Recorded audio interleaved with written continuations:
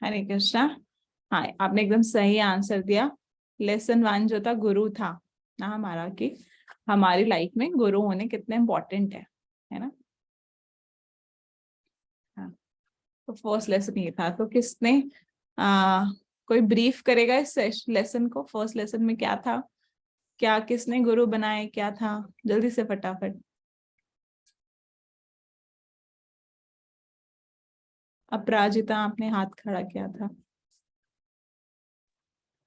जी माता जी। हाँ। लेसन 1 में अर्जुन ने जो पार्थ है उन्होंने भगवान कृष्ण को अपना गुरु बनाया था। हम्म। उनसे पूछा था कि मैं जो भी कर रहा हूँ क्या वो सही है या गलत है। अर्जुन चाहते थे कि वो युद्ध को छोड़ दें, पर अब भगवान कृष्ण अर्जुन को सही राह दिखा रहे हैं कि उन्हें आगे आगे कैसे क्या कार्य करना चाहिए, क्या नहीं करना चाहिए।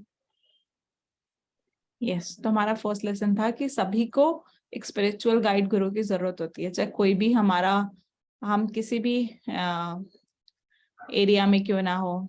चाहे हमें रनिंग सीखना है, बैडमिंटन सीखना है, क्रिकेट सीखना है, हर चीज के लिए हमें गुरु चाहिए। तो क्यों नहीं स्पिरिचुअल नॉलेज के लिए, जो कितनी टफ है, भगवद गीता पढ़ने के लिए भी, आध्यात्मिक ज्ञान के लिए भी गुरु चाहिए। तो ये अर्जुन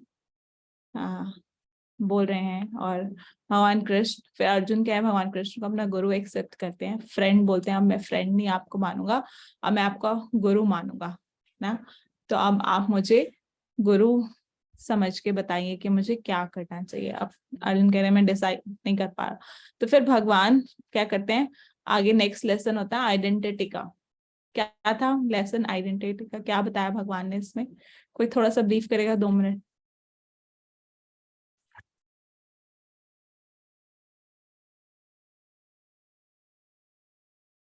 हरे कृष्ण माता जी। उन्होंने हु आर यू करके बोला, और बॉडी और सोल के बीच में क्या डिफरेंस है, जैसे कि बॉडी मैटर से बनता है और जो सोल है वो स्पिरिट से बनता है। और जो बॉडी है वो उसमें कॉन्शियसनेस नहीं रहता है मरने के बाद, पर सोल में होता है कॉन्शियसनेस। और बॉडी में चेंजेस होती रहती है पर सोल में चेंजेस नहीं रहती है। और बॉडी टेम्पररी है और सोल एटर्नल है। और बॉडी हाँ मतलब मर जाती है पर सोल हमेशा अलाइव रहती है। यस, यस, हाँ एकदम सही बताया। और कोई कुछ ऐड करेगा? थिंक किसी ने हैंड रेज किया था अभी।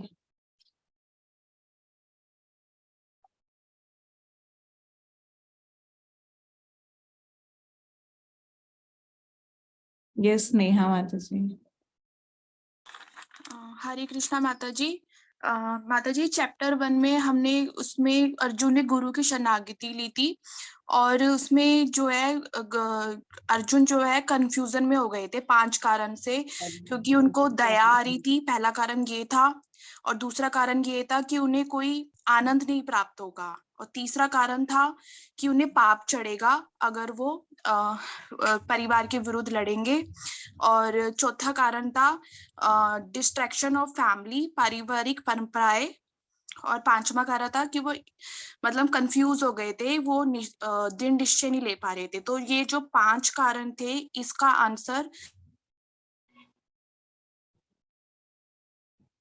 था कि तुम्हें दया आ रही है, तो उसका आंसर दिया था कि हम शरीर नहीं आत्मा है। और मतलब वो कहते कि मुझे कोई आनंद प्राप्त नहीं होगा। तो उसका आंसर भगवान ने दिया था कि तुम्हें आनंद भौतिक जगत में भी प्राप्त होगा और आध्यात्मिक जगत में भी प्राप्त होगा, अगर तुम मतलब इनको नहीं मारते हो तब भी आनंद प्राप्त होगा, और स्वर्ग का तुम्हें राज्य प्राप्त होगा। और फिर मतलब बाकी 5 के आंसर दिए थे भगवान ने चैप्टर 2 में। हाँ, तो इसका आंसर ये था, एंजॉयमेंट वाला जो क्वेश्चन था। भगवान ने अर्जुन को बोला कि अगर आप युद्ध करोगे, में युद्ध में जीतोगे तो भी आपको आनंद मिलेगा। अगर आप जीत गए तो आपको पूरा राज्य मिल जाएगा, और अगर आप हार भी गए तो भी आपको स्वर्ग लोक मिलेगा आनंद के लिए। अर्जुन ने बोले जो मैं उसके नए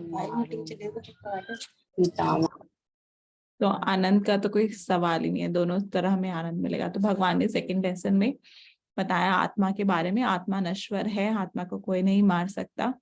हमेशा से अर्जुन को बता दे भगवान हमेशा से मैं भी था और तुम भी थे ना, क्योंकि अर्जुन भी एक सोल है, भगवान तो सुप्रीम सोल है, परमात्मा है। तो हमने सोल के बारे में पढ़ा था, थर्ड लेसन था। अब आज हम थोड़ा थर्ड लेसन से पढ़ेंगे। थर्ड लेसन हमने थोड़ा पिछली बार पढ़ा था, उसके आगे जो रह गया था उसका पढ़ते हैं। क्या था कि दो धर्म होते हैं हमारे, मटेरियल और स्पिरिचुअल, दोनों धर्म होते हैं। क्योंकि हम किससे बने हुए हैं, मटेरियल बॉडी है हमारी और स्पिरिचुअल सोल है, तो दोनों चीजों से हम बने हुए हैं। तो इसलिए हमारे दोनों धर्म, दोनों ड्यूटीज होती हैं, मटेरियल ड्यूटी भी और स्पिरिचुअल ड्यूटी भी। तो हमें दोनों ड्यूटी करनी है। अगर हम एक ड्यूटी करेंगे दूसरी ड्यूटी नहीं करेंगे तो कैसे चलेगा। हम क्या जनरली हम सिर्फ मटेरियल ड्यूटी कर रहे हैं अपनी, अगर हम स्पिरिचुअल ड्यूटी नहीं करेंगे तो फिर कैसे चलेगा, है ना।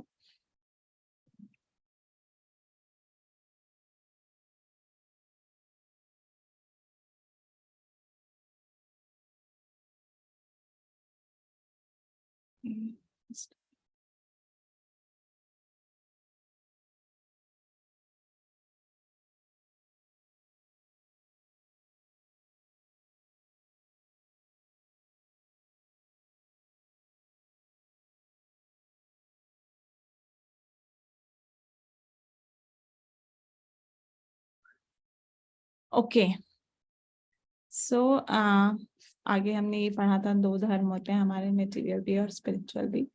इसके आगे सनातन धर्म, स्पिरिचुअल धर्म मतलब स्पिरिचुअल सनातन धर्म को फॉलो करता ना, जो कि हमारा एक्चुअल में नेचर है। हमारा नेचर क्या है, किसी न किसी को किसी की सेवा करना है, किसी के ना किसी को प्रेम करना है, किसी के द्वारा प्रेम मिलना, हमें यही हमारा क्या ही नेचर है। हमें अच्छा लगता है किसी को प्रेम करके, किसी से प्रेम हमें मिलता है, लव एंड केयर मिलता है, और अगर किसी सेवा से भी हमें अच्छा लगता है। तो एक्चुअल में हम जो सोल है, आत्मा, उसका धर्म क्या है, भगवान को प्रेम करना और भगवान को सर्व करना। पर हम इस भौतिक जगत में भौतिक दुनिया को प्रेम कर रहे होते हैं, उनको सर्व कर रहे होते हैं, इसलिए हमें सेटिस्फेक्शन नहीं, इसलिए हम दुखी रहते हैं। चाहे हम ऑफिस में होते हैं, घर में होते हैं, हम घर में सबकी सेवा कर रहे हैं, हम ऑफिस में सबकी सेवा कर रहे हैं, हम बाहर सोशल सर्विस भी कर रहे हैं, पर फिर भी हम दुखी होते हैं। क्यों दुखी होते हैं, क्योंकि जो हमारा हम मटेरियल ड्यूटीज तो कर रहे हैं ये सब, पर स्पिरिचुअल ड्यूटी नहीं कर रहे होते, भगवान की कोई सेवा नहीं कर रहे होते ना। तो भगवान की सेवा बहुत बहुत जरूरी है, साथ साथ मटेरियल ड्यूटी भी जरूरी है, ऐसा नहीं है, दोनों चीजें हमें साथ साथ करनी है ना। क्योंकि भगवान क्या है, शाश्वत है, और जो हमारे सोल है वो भी शाश्वत है, तो दोनों के बीच में जो प्रेम संबंध है वो भी शाश्वत है ना। और क्या होता है, धीरे धीरे सब भूल जाते हैं हमें एक दिन ना। बस जो प्रेम और सेवा जो हम भगवान से करते हैं वो कभी नहीं भूला जाता ना, उसका कभी नाश होता। हमने लास्ट टाइम पढ़ा था, जो भी हम भक्ति में करते हैं उसका कभी नाश नहीं होता। मटेरियल चीजें तो ना खत्म हो जाती हैं थोड़े दिनों बाद, सब भूल जाते हैं हमने किसी के लिए क्या किया, किसी की कितनी सेवा करी, किसी को कितना प्रेम किया, सब भूल जाते हैं, पर भगवान कभी नहीं भूलते। और अब आगे हम बढ़ेंगे। हाँ, पर हम क्या टेम्पररी रिलेशन में फंसे रहते हैं, सब टेम्पररी रिलेशंस में ना। तो भगवान अर्जुन को बोलते हैं ना कि जो आपका स्पिरिचुअल धर्म, सनातन धर्म है, आप वो करो ना। स्पिरिचुअल धर्म क्या है, भगवान जो कह रहे हैं उसको मानना।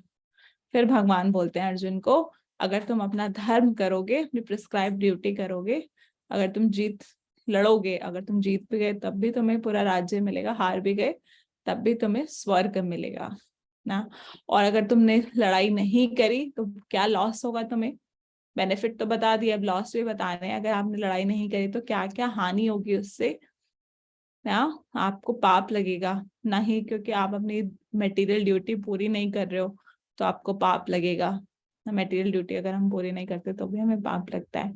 और क्या है, आपको क्या, आपकी अकीर्ति फैलेगी, अपयश फैलेगा आपके बारे में, लोग आपके बारे में मजाक उड़ाएंगे कि अर्जुन क्या है, युद्ध छोड़ के भाग गए, आपको अकीर्ति आएगी, क्रिटिसिज्म होगा, आपकी निंदा होगी, लोग आपका निंदा करेंगे। इसलिए भगवान कह रहे हैं कि आपको जरूर करना चाहिए, अपना कर्म करो ना। अभी भगवान ने पहले बोला अर्जुन को सकाम कर्म करो। क्यों सकाम कर्म, क्या मतलब कि तुम्हें स्वर्ग चाहिए तो तुम्हें स्वर्ग चाहिए या राज्य चाहिए तो तुम कर्म करो। फिर उसके बाद भगवान बोलेंगे मतलब तुम्हें एंजॉयमेंट चाहिए तो तुम्हें कर्म तो करना पड़ेगा, अर्जुन को बोल रहे हैं। आगे बताएंगे निष्काम कर्मयोग। सकाम कर्मयोग जब हमारी कुछ इच्छा होती है, उस इच्छा के लिए हम कर्म करते हैं, तो सकाम कर्म होता है। आगे निष्काम कर्म कि हम भगवान के लिए कर्म कर रहे हैं, तो वो निष्काम कर्म। पहले भगवान ने बोला अर्जुन को कि तुम एटलीस्ट कर्म तो करो, चाहे सकाम करो। तो हम सब लोग जनरली सकाम कर्म योग कर रहे होते हैं, हम कर्म तो कर रहे होते हैं पर अपनी इच्छा के लिए ना, भगवान के लिए नहीं कर रहे होते हैं। तो भगवान अर्जुन को बोलते हैं कुछ नहीं होता, तुम एटलीस्ट सकाम कर्म योग तो करो ना। आगे ये सब रीजन थे जो आप लोग अभी बता रहे थे। कंपैशन जो अर्जुन ने रीजन दिए और उन सब के आंसर यहाँ दे रखे हैं। कंपैशन का आंसर क्या बताया भगवान ने कि सोल और बॉडी डिफरेंट होती है, तो सोल के लिए शोक करने की जरूरत नहीं है, दया करने की, शोक करने की कोई जरूरत नहीं। एंजॉयमेंट का भी बता दिया, सिंफुल रिएक्शन का भी बता दिया कि सिन तुम्हें उनको मार के नहीं लगेगा क्योंकि तुम धर्म के लिए लड़ रहे हो, तुम्हें पाप लगेगा अगर तुम अपना कर्तव्य करते हो ना। डिस्ट्रक्शन ऑफ फैमिली ट्रेडिशन में भी भगवान आगे बोलते हैं नाश नहीं होगा। अगर आप प्लीज को होस्ट माता जी सबको म्यूट करते रहिए जो भी ज्वाइन कर रहे हैं। I can't see anyone being co-host. हाँ माता जी आप मुझे बना दीजिए co-host ना। मैंने बना दिया भारती में। Okay, Hare Krishna. So, I was saying कि पाप, अर्जुन भगवान कह रहे थे कि पाप आपको उनको मारने से नहीं लगेगा, बट अगर आप अपना क्षत्रिय धर्म का पालन नहीं करोगे तो आपको पाप लगेगा। और फैमिली ट्रेडिशन का भी कुछ नाश नहीं होगा क्योंकि सब लोग भगवान, अगर आप भगवान के प्रति कार्य करेंगे तो भगवान ही रक्षा करेंगे सभी वैदिक रिचुअल्स के। और अगर युधिष्ठिर महाराज भी आएंगे, उनका राज्य स्थापित होएगा, तो वो सभी की रक्षा करेंगे, चाहे कोई विधवा हो चाहे कोई भी हो ना। और इंडिसीजन का आगे भगवान के सरेंडर कि गुरु को सरेंडर करो और अपना कार्य करो ना। अभी सकाम कर्मयोग के बारे में बता रहे हैं। बेनिफिट आइदर वे, दोनों तरह से बेनिफिट है सकाम कर्मयोग करने में, कि अगर आप जीतोगे या हारोगे दोनों तरह से आपको बेनिफिट ही बेनिफिट है, भगवान बता रहे हैं अर्जुन को। अब आगे बताएंगे नेक्स्ट से कि पर अर्जुन तुम अगर इस सकाम कर्मयोग से उठकर निष्काम कर्मयोग या बुद्धि योग करोगे तो तुम्हें कोई रिएक्शन नहीं लगेगा। इसमें क्या है, सकाम कर्मयोग में हमें रिएक्शन लगता है ना, फिर वो जो रिएक्शन हमें लगता है वो भुगतना पड़ता है। बट निष्काम कर्मयोग या बुद्धि योग में हमारे कोई रिएक्शन नहीं लगता क्योंकि हम भगवान के लिए कार्य कर रहे होते हैं ना। तो अब बोलते हैं पर तुम कैसे करो, तुम लड़ो, फल की इच्छा से मत लड़ो। भगवान कह रहे हैं फल की इच्छा से मत लड़ो। फल चाहिए तुम्हें, स्वर्ग चाहिए या पूरे राज्य चाहिए, इस इच्छा से मत लड़ो तुम अर्जुन। तुम किस इच्छा से लड़ो कि मुझे कार्य करना है, मैं ड्यूटी करनी है मुझे अपनी ना, मुझे बस अपनी ड्यूटी करनी है as a matter of duty. सिर्फ ये लड़ो कि ये मेरा कर्म है करना, तो इसलिए मैं लड़ रहा हूँ ना, निष्काम कर्मयोग। और फिर आगे बोलेंगे तुम इसलिए लड़ो क्योंकि मैं चाहता हूँ अर्जुन कि तुम लड़ो ना। आगे आएगा भगवान कहते हैं फाइट एज अ ड्यूटी ना। सुख हो चाहे दुख हो, लाभ हो चाहे हानि हो, जय हो चाहे विजय हो, तुम अपना कार्य करो ना, अपना ड्यूटी करो, उससे तुम्हें पाप नहीं लगेगा ना। या फिर आगे बोलते हैं अभी तक तो मैंने तुम्हें सोल और बॉडी के बारे में बता दिया ना, अभी तक ना बॉडी सोल के बारे में बता दिया, सांख्य योग बता दिया, कर्म योग बता दिया, पर अब मैं तुम्हें बुद्धि योग के बारे में बताता हूँ, ओ सन ऑफ प्रथा। अब ये बुद्धि योग के बारे में बता रहा हूँ। बुद्धि योग मतलब बुद्धि और योग, योग का मतलब होता है कनेक्ट करना भगवान से, और बुद्धि का मतलब क्या होता है, बुद्धि, इंटेलिजेंस। इंटेलिजेंस से भगवान से कनेक्ट करो ना। अगर तुम इंटेलिजेंटली भगवान से कनेक्ट करोगे तो तुम सभी बंधनों से मुक्त हो जाओगे, कोई रिएक्शन नहीं लगेगा अर्जुन में ना। अब बोलते हैं ये बुद्धि योग क्या होता है, भगवान से कनेक्ट करना, इंटेलिजेंटली भगवान से कनेक्ट करना। इसमें क्या होता है, इस योग में क्या होता है, भगवान बताते हैं इस योग में क्या होता है, कोई नाश नहीं होता, no loss in this yoga. सिर्फ गेन गेन है, कोई लॉस ही नहीं है इस योग में ना। इतना बड़ी बात है कि कोई लॉस ही नहीं है इस योग में, सिर्फ गेन ही गेन है ना। नेहाभिक्रम नाशोस्ति प्रत्यावायो न विद्यते स्वल्पमपि अस्य धर्मस्य त्रायते महतो भयात्। कहते हैं थोड़ा सा भी कोई इस रास्ते पे कार्य करता है, इस बुद्धि योग के रास्ते में थोड़ा सा भी कोई कार्य करता है तो बड़े बड़े जो भय है उससे भी नहीं डरता, उससे भी निकल जाता है और उसका कभी नाश नहीं होता। स्वल्पम अपि धर्म से, स्वल्प भी करता है, थोड़ी सी भी भक्ति करता है तो उसका नाश नहीं होता ना। तो जो भी लास्ट टाइम भी जैसे मैंने बताया था कि मटेरियल एजुकेशन जो भी हम करते हैं अगले जन्म में फिर हमें नर्सरी से शुरू करना होता है। अभी मैं जो हूँ मैं सीए हूँ, ठीक है, मैं ऑफिस में काम करती हूँ, मैंने सीए कर रखा है, बट अगर मेरा अगला जन्म होगा तो फिर से मुझे नर्सरी से पढ़ना पड़ेगा। ये नहीं कि सीए की डिग्री थी मेरी पिछले जन्म में, हो सकता है पिछले जन्म में मैं कुछ और रही हूँ, अब पर इस जन्म में आके फिर मुझे दोबारा से पढ़ना पड़ा सब कुछ नर्सरी से, ABCD सब पढ़ना पड़ा। बट भक्ति योग में ऐसा नहीं है। अगर पिछले जन्म में मैं 20% भक्ति कराई हूँ तो इस जन्म में 21% से शुरू होगा। तभी हम देखते हैं कि कुछ क्या, आप सब लोग जैसे यहाँ बैठे हैं, आप सब लोग सुन रहे हैं, इसका मतलब पिछले जन्म में आपने भक्ति कर रखी है, उसके आगे से आप शुरू कर रहे हैं ना। नहीं तो बहुत सारे लोग हैं, क्यों नहीं सुनते वो, क्यों भगवद गीता में उनको इंटरेस्ट नहीं आता, भागवतम सुनने में, भगवान के कार्य में ना। उन्होंने कभी भक्ति नहीं करी, हो सकता है इस जन्म में वो भक्ति करें तो अगले जन्म में भी उनका वो रस बना रहे।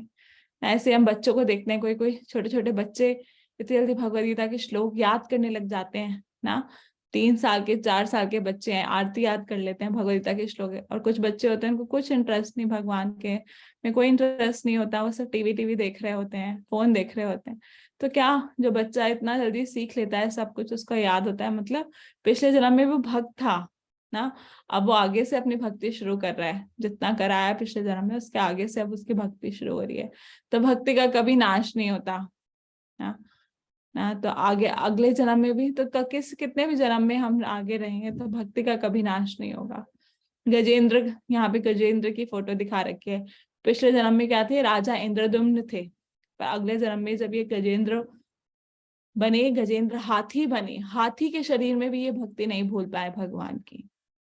जब मगरमच्छ ने गजेंद्र को पकड़ लिया नदी में और मगरमच्छ ने पैर पकड़ लिया गजेंद्र हाथी का और वो उनको मारना काटते पैर, तो भगवान गजेंद्र को अपनी पूरी स्तुति याद थी, जो पिछले जन्म में राजा इंद्रदुम्न ने स्तुति करी थी भगवान की, वो सब पूरी गजेंद्र को याद थी। गजेंद्र ने वो स्तुति करी और भगवान का स्मरण किया ना।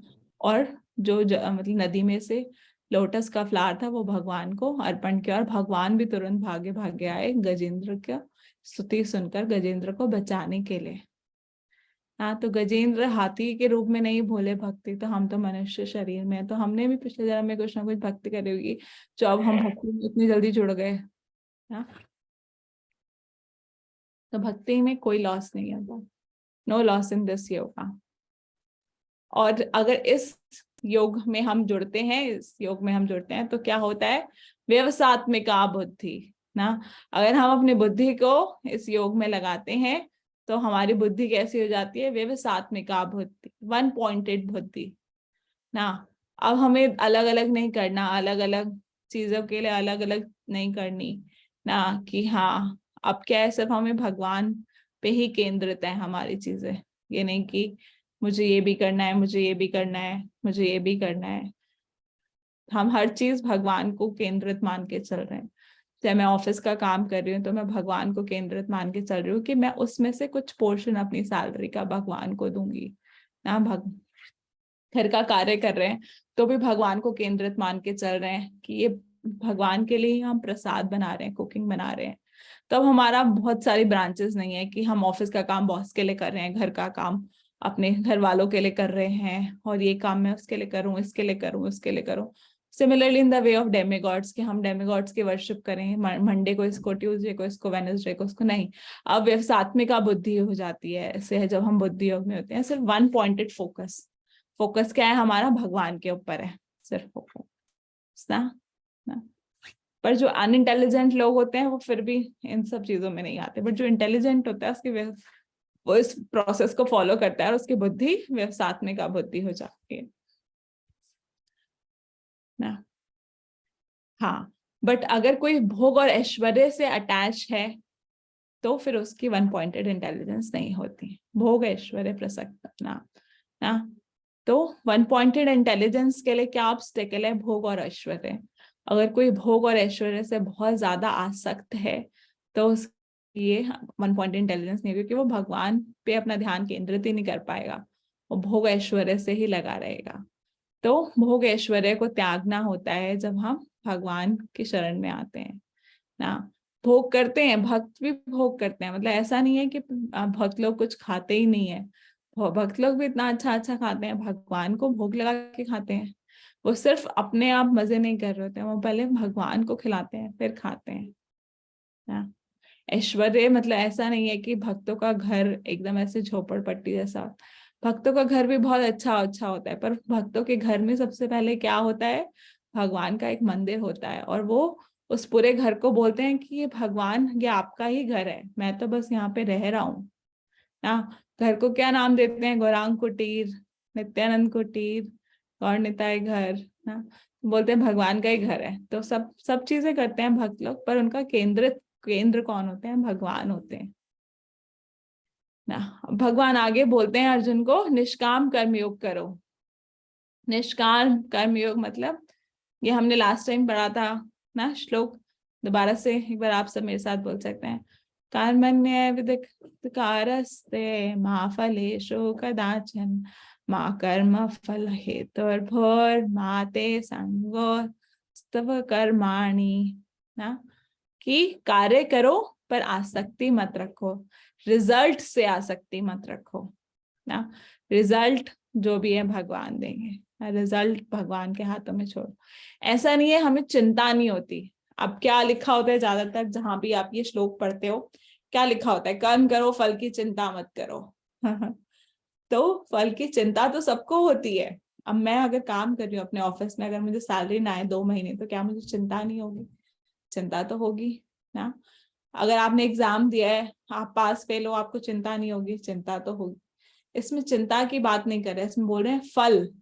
फल से आप अटैचमेंट मत रखो, फल भगवान के हाथ में छोड़ दो ना। फल जो भी आए वो भगवान को अर्पण कर दो, वो फल ना, उससे आसक्त मत रहो। जैसे कि एक एग्जाम्पल से हम समझ सकते हैं ना कि निष्काम कर्मयोग मतलब हम भगवान के लिए, अर्जुन कह रहे हैं भगवान कह रहे हैं अर्जुन को, मुझे पता है कि तुम नहीं लड़ना चाहते, पर तुम क्यों नहीं लड़ना चाहते? क्योंकि तुम मैं और मेरा सोच रहे हो, मेरे परिवार वाले का क्या होगा, मेरा क्या होगा, मैं कैसे एंजॉय कर पाऊंगा, मुझे पाप लगेगा, मेरे परिवार वाले मारे जाएंगे। तुम मैं और मेरे के बारे में सोच रहे हो, इसलिए तुम युद्ध नहीं करना चाह रहे। अगर तुम ये सोचो कि भगवान क्या चाहते हैं, भगवान मतलब मेरा धर्म क्या है और भगवान क्या चाहते हैं, अगर तुम ये समझ के कार्य करोगे तो तुम निष्काम कर्मयोग करोगे ना। कि मुझे युद्ध करना है भगवान की प्रसन्नता के लिए, क्योंकि भगवान धर्म की स्थापना करना चाहते हैं। ये मैं और मेरा युद्ध नहीं है, ये धर्म का युद्ध है। तो ऐसे ही क्या होता है, एक एग्जाम्पल लेते हैं कि एक बच्चा होता है, 4 बच्चों से पूछा गया, वो 4 एक क्लास के बच्चे थे, बहुत इंटेलिजेंट थे, बहुत मेहनत कर रहे थे पढ़ाई के लिए और टॉप आना चाहते थे ना, अच्छे नंबर लाना चाहते थे। तो पहले बच्चे से पूछा गया, आप क्यों इतना मेहनत कर रहे हो? उसने बोला, मैं मेहनत नहीं करूंगा तो मुझे पिटाई पड़ेगी ना, माँ बाप मारेंगे मुझे, इसलिए मैं पढ़ रहा हूँ। दूसरे से पूछा तो उसने बोला, मुझे डॉक्टर बनना है, मैं इसलिए पढ़ रहा हूँ।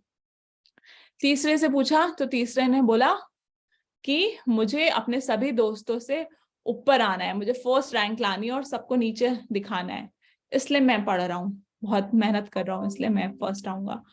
चौथे से पूछा तो उसने बोला कि मैं इसलिए इतनी मेहनत से पढ़ रहा हूँ क्योंकि मैं अपने माँ बाप को खुश करना चाहता हूँ, मैं उनके चेहरे पे खुशी लाना चाहता हूँ। जब मेरा अच्छा रिजल्ट आएगा तो वो बहुत खुश होंगे और वो खुश होंगे, बस ये इसीलिए मैं पढ़ रहा हूँ, उनके चेहरे पे खुशी लाने को, उनको प्रसन्न करने के लिए। तो जो ये चौथा बच्चा है, इसका आप मोटिव समझ के समझ सकते हैं कि इसका अपने माँ बाप से कितना गहरा रिश्ता है और ये कार्य अपने माँ बाप के लिए कर रहा है। तो ऐसे ही भगवान हमारे पिता हैं, जो हम कार्य करें माँ बाप के लिए, मतलब अपने अपने पिता कौन है, हमारे कृष्ण के लिए हम कार्य करें कि भगवान को प्रसन्न करने के लिए मैं ये कार्य कर रही हूँ ना, मैं ये भोग बना रही हूँ, खाना बना रही हूँ भगवान को प्रसन्न करें। तो माँ फलेषु कदाचन, मतलब ये नहीं है कि मुझे फल की चिंता नहीं है, कुछ भी हो जाए चाहे, मुझे फल से कोई लेना देना नहीं है, ऐसा नहीं है। आप सब्जी में बहुत ज्यादा नमक डाल दो, बोलो अब ज्यादा नमक हो गया, मुझे कोई लेना देना नहीं है, ऐसा नहीं है ना। हमें राइट नहीं है कि अपने फ्रूट्स का ना, हमें अपने फ्रूट से अटैच नहीं होना, हमें अपने फल, जो कर्म से जो हमें फल आ रहा है उससे अटैच नहीं होना, उसको एक्सेप्ट करना है। और हमें फल क्या चाहिए कि हमें भगवान को प्रसन्न करना है, हमारा मोटिव यही होना चाहिए हर कार्य करने को, कि भगवान जो चाहते हैं मुझे वो कार्य करना है, भगवान को प्रसन्न करना है ना। जैसे हनुमान जी का एग्जाम्पल दिया गया, अगर हम हनुमान जी से पूछें, हनुमान जी से आप पूछो हनुमान जी आप कौन हो ना, पीछे हनुमान जी अभी आए थे, हनुमान जी से पूछा जाए हनुमान जी आप कौन हो, तो हनुमान जी क्या बोलेंगे, मैं राम सेवक हूँ। हनुमान जी आप क्या करते हैं, तो हनुमान जी बोलेंगे मैं राम के लिए कार्य करता हूँ। तो पूछा जाएगा कि कैसे कार्य करते हैं हम राम जी के लिए, तो हनुमान जी बोलेंगे कि मैं बहुत मेहनत से, बहुत लगन से, बहुत निष्ठा से, बहुत ईमानदारी से भगवान के लिए कार्य करता हूँ। तो फिर बोलेंगे अच्छा हनुमान जी आपको जो इस कार्य का फल मिलेगा तो आप क्या करेंगे उस फल का, तो हनुमान जी क्या बोलेंगे, मैं इस फल को दोबारा श्री राम को दे दूंगा, दोबारा जो भी फल आएगा इसका फिर से मैं श्री राम को अर्पित कर दूंगा ना। तो ये होता है निष्काम कर्म योग, कि हम भगवान के लिए सब कार्य करें, हम भगवान के दास हैं। तो भगवान कृष्ण अर्जुन को बोल रहे हैं कि तुम ये समझो अर्जुन कि तुम मेरे दास हो, और जो मैं चाहता हूं तुम उस वो कार्य करो ना। ये समझ के हम कार्य करते हैं तो हम क्या निष्काम कर्म योग कर रहे होते हैं, भगवान को प्रसन्न कर रहे होते हैं, भगवान की प्रसन्नता के लिए कार्य कर रहे हो ना। तो आगे भगवान बोलते हैं कि या योग करो, तो ये इस योगा की प्रैक्टिस करो अर्जुन ना, निष्काम कर्म योग की प्रैक्टिस करो और ये निष्काम कर्म योग करो ना। और जितने भी रिजेक्ट ऑल एबॉनिमल एक्शन, जितने भी और बेकार की चीजें हमको छोड़ दो ना। तो इससे क्या है, तुम्हें कोई रिएक्शन नहीं लगेगा। अभी मैंने बोला कि निष्काम कर्म योग में हमें कोई रिएक्शन नहीं लगता, तुम्हें कोई रिएक्शन नहीं लगेगा और तुम्हें दोबारा से इस जन्म मृत्यु जरा व्याधि के साइकिल में आना नहीं पड़ेगा ना, दोबारा से जन्म मृत्यु नहीं होगा, तुम्हें कोई रिएक्शन नहीं लगेगा, और तुम जब मेरे लिए कर्म करोगे तो तुम मेरे धाम आ जाओगे ना। अब चौथा लेसन है, थर्ड तो हम पहले भी बढ़ चुके थे, बस मैंने जस्ट रिकैप कराया क्योंकि हम लास्ट टाइम थोड़ा जल्दी जल्दी पढ़ा था। अभी चौथा लास्ट लेसन है इस चैप्टर का, आत्माराम ना। तो अब अर्जुन पूछते हैं अच्छा ऐसा करना है, योग में जो होता है, ये जो योग फॉलो करता है, ये जो बुद्धि योग फॉलो करता है, वो व्यक्ति सच में होता है, कैसा वो व्यक्ति होता है ना। अभी हमने बुद्धि योग के बारे में बात करी, निष्काम कर्म योग के बारे में बात करी, तो अर्जुन को भगवान कह रहे हैं तुम ये योग करो, ये योग करो। अब अर्जुन कह रहे हैं अच्छा ऐसा कोई है जो ऐसा करता है, ऐसा योग फॉलो करता है, अगर करता है तो कौन है वो व्यक्ति, मुझे उसके बारे में बताओ। अब अर्जुन आगे भगवान से क्वेश्चन पूछ रहे हैं कि जो आप मुझे योग बता रहे हैं, जो आपने मुझे बताया है कि आप ये योग फॉलो करो, अर्जुन कृष्ण जो अर्जुन को बता रहे हैं कि ये योग फॉलो करने के लिए। तो अब अर्जुन जी पूछ रहे हैं भगवान से कि आप मुझे बता तो रहे हैं, पर ऐसा कोई व्यक्ति है भी, अगर है तो आप मुझे उसके बारे में बताइए। तो उस व्यक्ति को क्या बोला जाता है, भगवान ने क्या बोला उस व्यक्ति को भगवद गीता में, स्थित प्रज्ञा, स्थित प्रज्ञा, सेल्फ रियलाइज्ड पर्सन, आत्माराम ना। क्या है, hearing about intelligence fixed in समाधि, ऐसा व्यक्ति जिसकी बुद्धि हमेशा समाधि में स्थित होती है, जो भगवान के बारे में सोचता है। तो अर्जुन ने बोला ठीक है, ऐसा क्या वो व्यक्ति कौन है, उसका मुझे थोड़ा बताओ, उसके कैरेक्टरिस्टिक बताओ, कौन भी व्यक्ति होता है स्थित प्रज्ञा ना। अब अर्जुन भगवान से क्वेश्चन पूछ रहे हैं, ऐसा व्यक्ति कौन है, मुझे उसके बारे में बताओ ना। ओके, तो अब अर्जुन के क्वेश्चंस क्या है, 4 क्वेश्चन अर्जुन ने पूछे ना, 4 क्वेश्चन पूछे। पहला क्वेश्चन क्या, का भाषा, का भाषा मतलब कैसा है वो व्यक्ति, उसके जर्नल सिम्टम्स कैसे हैं, कैसा व्यक्ति है वो, जर्नली उसके क्या सिम्टम्स है। दूसरा क्वेश्चन पूछा किम प्रभाषेत, किम प्रभाषेत, हाँ वो कैसे बोलता है, हाउ डज ही स्पीक, वो बोलता कैसे है वो व्यक्ति। अब इसमें बोलने का मतलब क्या हुआ, हाउ डज ही स्पीक ना।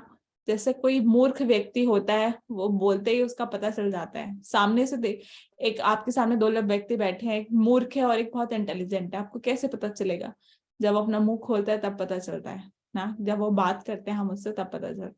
तो इसमें स्पीक का मतलब क्या है कि वो जो व्यक्ति है, स्थित प्रज्ञा व्यक्ति है जो समाधि में स्थित है हमेशा, वो कैसे रिएक्ट करता है जब उसके पास कोई ऐसी सिचुएशन आए, जब उसको किसी से प्रेम मिले या कोई उसको नफरत करे या कोई उसको बहुत उसको प्रेज मिले, कोई उसको प्रशंसा मिले या उसको किसी ने ब्लेम करा, तो वो कैसे, व्हाट विल ही से, कैसे रिएक्ट करेगा वो, उसका रिएक्शंस क्या होता है इन सब सिचुएशन में, वो कैसे बात करता है, क्या उसका रिएक्शन होता है, what he will say externally और इंटरनली, चाहे उसके पास से जब ये वाली सिचुएशंस आती हैं। सेकंड क्वेश्चन ये था अर्जुन का। थर्ड क्वेश्चन था हाउ डज ही सिट, किम आसीत।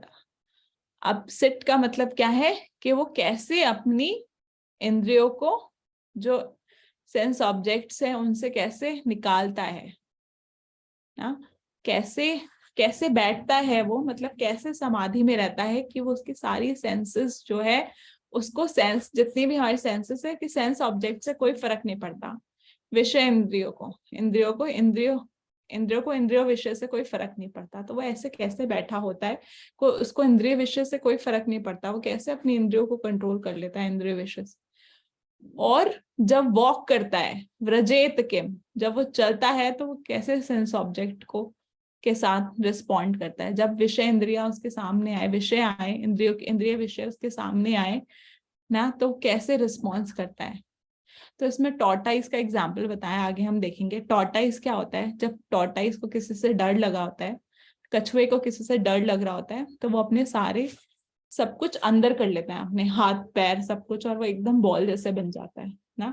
तो उस समय में वो बैठा होता है, चलता नहीं है, पर जब वो देखता है कि कोई डर नहीं है, अब कोई नहीं है, तो फिर वो आगे चल रहा होता है, तो वो अपनी सेंसेस को बाहर निकाल लेता है।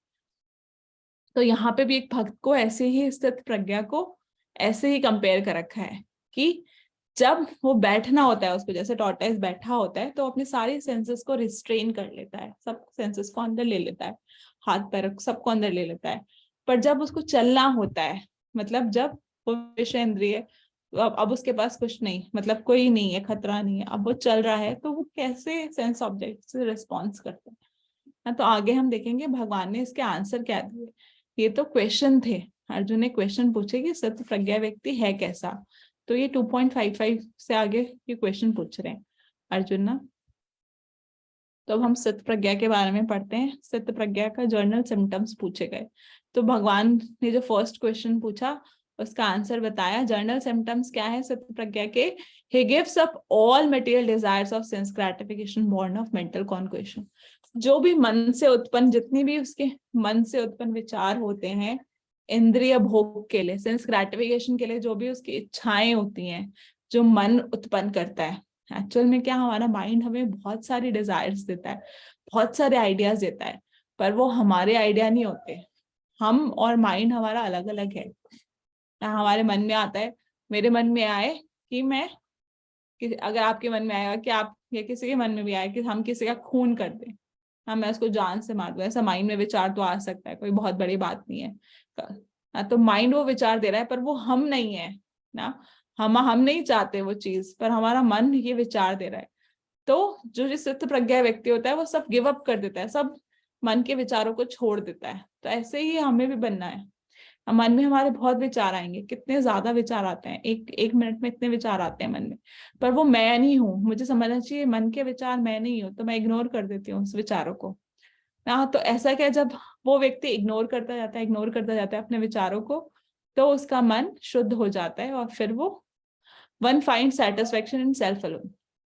तो वो अपने आप में ही सेटिस्फाई रहता है, अपने आप में सेटिस्फाई, मतलब जो लिखा था आत्माराम, अपने आप में सेटिस्फाई का मतलब क्या हो गया? क्या वो अकेले खुश रहता है? नहीं, इसका मतलब है कि अब क्या है, वो उसकी आत्मा, उसको आत्मा को पता है कि उसको आनंद कहाँ से मिलेगा, तो भगवान की भक्ति से वो कनेक्ट रहता है, भगवान से भक्ति करता है और फिर वो अपनी आत्मा के स्तर पे खुश रहता है। अब वो भौतिक स्तर पे खुशी नहीं है, उसको बाहर की चीजों से खुशी नहीं, आत्मा के स्तर पे खुशी है, भगवान के भक्तों से और भगवान से मिलकर अब वो खुश रहता है ना। तो ये जर्नल सिम्टम बताया गया उसका। और कैसे खुश रहता है वो ना? To be satisfied in self alone, अपने आप में खुश रहने के लिए, आत्माराम बनने के लिए कैसे खुश रहता है वो, उसको अब उसको पता होता है भगवान के प्रेम के बारे में और अपने जो संबंध के बारे में ना। उसको पता है कौन, कि मैं आत्मा हूँ, भगवान परमात्मा है और मेरा भगवान से क्या संबंध है, कि मैं भगवान का दास हूँ। और ये सब उसको कैसे पता चलता है? जब वो भगवान के बारे में सुनता है, श्रवण करता है, भगवान के गुण रूप लीला के बारे में श्रवण करता है, भगवान के बारे में पता, उसको समझ आता है कि भगवान कितना स्पेशल फेवर करते हैं अपने डिवोटीज के लिए, भगवान कितने दयालु हैं, भगवान की लीलाएं में कितना रस है। तो ये श्रवण करके, जैसे हम लोग अब श्रवण कर रहे हैं, तो हमें कितना आनंद आता है भगवान की शिक्षाएं सुनने में, भगवान की लीलाएं सुनने में ना। तो वो देखता है कि भगवान कितना स्पेशल फेवर करते हैं अपने डिवोटीज के लिए। हाँ, ऑल्दो भगवान क्या है, भगवान पार्शियल नहीं है, ऐसा नहीं है कि भगवान सिर्फ भक्तों को ही रिस्पॉन्स करते हैं, भक्तों के लिए पार्शियल है, भगवान पार्शियल नहीं है, पर हाँ भगवान भक्तों को स्पेशल फेवर देते हैं ना। जो भगवान के कहते हैं, जैसे मेरे को अप्रोच करता है वैसे ही भगवान उसको रेसिप्रोकेट करते हैं ना। तो ये यहाँ पे आप देखेंगे, बिल्वा मंगल ठाकुर जी का फोटो है। भगवान कृष्ण रोज आते थे, वो बिल्वा मंगल ठाकुर भजन करते थे, अंधे थे और भगवान रोज उनका भजन सुनने आते थे ना। तो ये भगवान स्पेशल फेवर करते हैं भक्तों के लिए प्रति ना। और भक्तों की लाइफ में पर्सनल इंटरेस्ट, द्रौपदी का केस में भी हम गीता पढ़ रहे हैं तो हम महाभारत में भी देख सकते हैं कि द्रौपदी के लिए भी भगवान ने कितना स्पेशल फेवर किया। जब भी द्रौपदी जी को जरूरत होती थी भगवान तुरंत आते थे ना। और ये Krishna takes personal interest in devotees life, devotees की लाइफ में भी भगवान पर्सनल इंटरेस्ट देते हैं। जैसे कि गजेंद्र के लिए भगवान स्वयं आ गए गरुड़ पे बैठ के और गजेंद्र को मुक्त कर दिया ना। ऐसे ही अर्जुन की लाइफ में भगवान खुद पर्सनल इंटरेस्ट ले रहे। तो जब व्यक्ति को ये समझ आता है तो वो आत्माराम हो जाता है, उसको सिर्फ भगवान और भगवान के भक्तों के साथ ही आनंद आता है। तो ये होता है एक स्थित प्रज्ञा का जर्नल सिम्टम, ऐसा होता है एक स्थित प्रज्ञा। अब आगे अर्जुन नेक्स्ट क्वेश्चन पूछ रहे हैं, वो बोलता कैसे है, हाउ डज ही स्पीक। तो अब अभी हमने देखा था हाउ डज ही स्पीक का मतलब क्या है, हाउ डज ही स्पीक का मीनिंग है how does he act, how does he respond in case of affection, anger और न्यूट्रलिटी ना। अगर कोई उसको प्रेम करे तो वो कैसे बोलेगा, अगर कोई उससे गुस्से से बोले तो वो कैसे बोलेगा, कोई उससे प्यार से बोलेगा तो वो कैसे बोलेगा, या कोई न्यूट्रल बोले तो वो कैसे बोलेगा।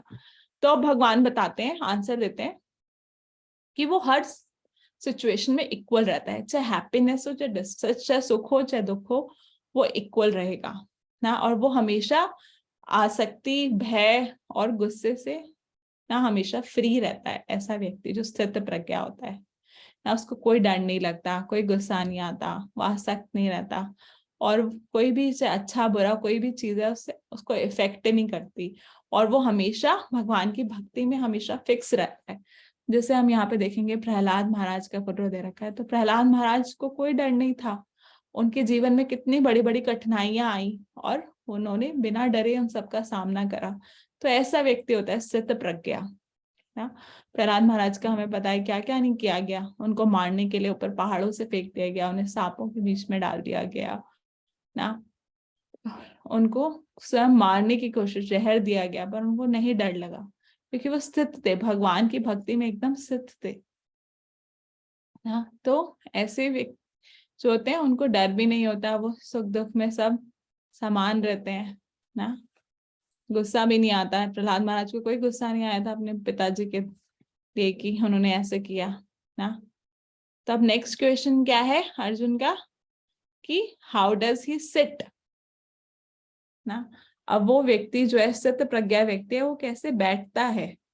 अब बैठने का हमने क्या सुना था टॉर्टाइस के लिए कि वो कैसे अपनी सेंसेस को टॉर्टाइस जैसे बैठ जाता है एकदम एक जगह स्थिर हो जाता है। तो कैसे वो व्यक्ति अपनी सेंसेस को विड्रॉ करता है, मतलब सेंस ऑब्जेक्ट तो इतने सारे हैं इस दुनिया में ना, वो कैसे अपनी सेंसेस को रिस्ट्रेन करता है, कैसे अपनी सेंसेस को कंट्रोल करता है वो व्यक्ति ना। क्योंकि क्या है विषय वस्तु तो है, हम सब पास इतने विषय वस्तुएं हैं ना, इतनी सारी वस्तुएं हैं भोग करने के लिए। हमारे पास मोबाइल है, टीवी है, सिनेमा है, सब कुछ चीजें हैं, पर हम अपनी सेंसेस को कैसे कंट्रोल करें। तब आगे भगवान बताएंगे कि वो विड्रॉ करता है सेंसेस को टॉर्टाइस की तरह। वो अपने सेंसेस को कैसे करता है टॉर्टाइस, जैसे माया दिखती है तो वो अपने सारे सेंसेस को अंदर ले लेता है, और जैसे ही वो मंदिर जाता है सारी सेंसेस उसके बाहर आ जाती है। फिर वो अपनी सारी सेंसेस को भगवान की सेवा के लिए यूज करता है। आंखों से भगवान का दर्शन करता है, कानों से भगवान का श्रवण करता है, पैरों से भगवान मंदिर जाता है ना। पर जैसे ही उसकी को दिखेगा माया है आसपास कि कुछ भी ऐसा इफेक्ट हो रही है चीजें, तो वो एकदम अपने सेंसेस को अंदर कर लेता है ना। तो हाउ डज ही सेट का मतलब क्या है, how he restrain his senses and mentality, कैसे वो अपनी सेंसेस और मेंटालिटी को रिस्ट्रिक्ट करता है ना, कंट्रोल करता है। कैसे कंट्रोल करता है, सेंसेस को रिस्ट्रिक्ट करना सिर्फ इनफ नहीं है, आगे हम देखेंगे पढ़ेंगे ना। उन सेंसेस को हमें हायर टेस्ट देना होता है, सिर्फ रिस्ट्रिक्शन नहीं कर सकते। किसी एक बच्चे को सिर्फ ये नहीं कह सकते कि आप ये मत करो, ये मत करो, ये मत करो, ये गलत है, ये गलत है, गलत है।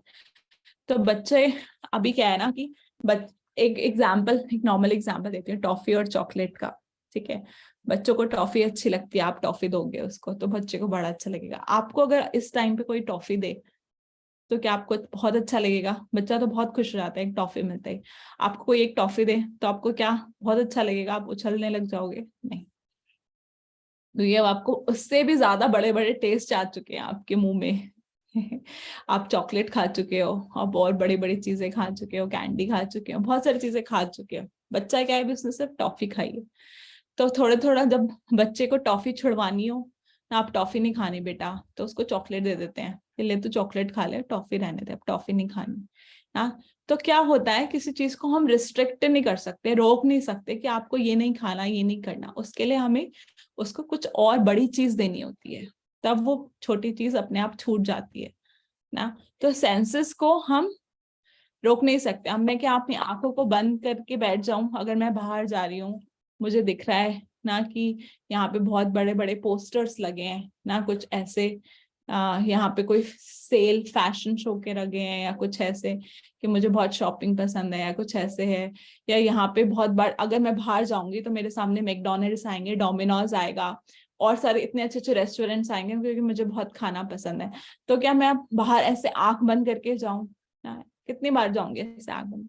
तो हम रिस्ट्रिक्ट नहीं कर सकते, बट हाँ हम क्या कर सकते हैं, हम गोविंदास जा सकते हैं उसके बजाय ना। बाहर ही खाना है तो हम गोविंदास जाके खाएं, जहाँ पे बिना प्याज लहसुन का बनता है, भगवान को भोग ऑफर होता है, तो हम वहां चले जाते हैं, तो हमें हायर टेस्ट मिल जाता है, तो हमारी सेंसेस कंट्रोल हो पाती है। तो ये टॉर्टाइस की और टॉर्टाइस और डिवोटी की एनालॉजी मैंने आपको बताई। तो सेंसेस को हमें अपनी इंद्रियों को कुछ ना कुछ हायर टेस्ट देना होता है ना। देखो आगे गोविंदास का एग्जाम्पल में दे रही थी, developing higher taste is the secret of success. अब धीरे धीरे हम हायर टेस्ट देते हैं अपने सेंसेस को, तो अपने आप सेंस कंट्रोल हो जाता है।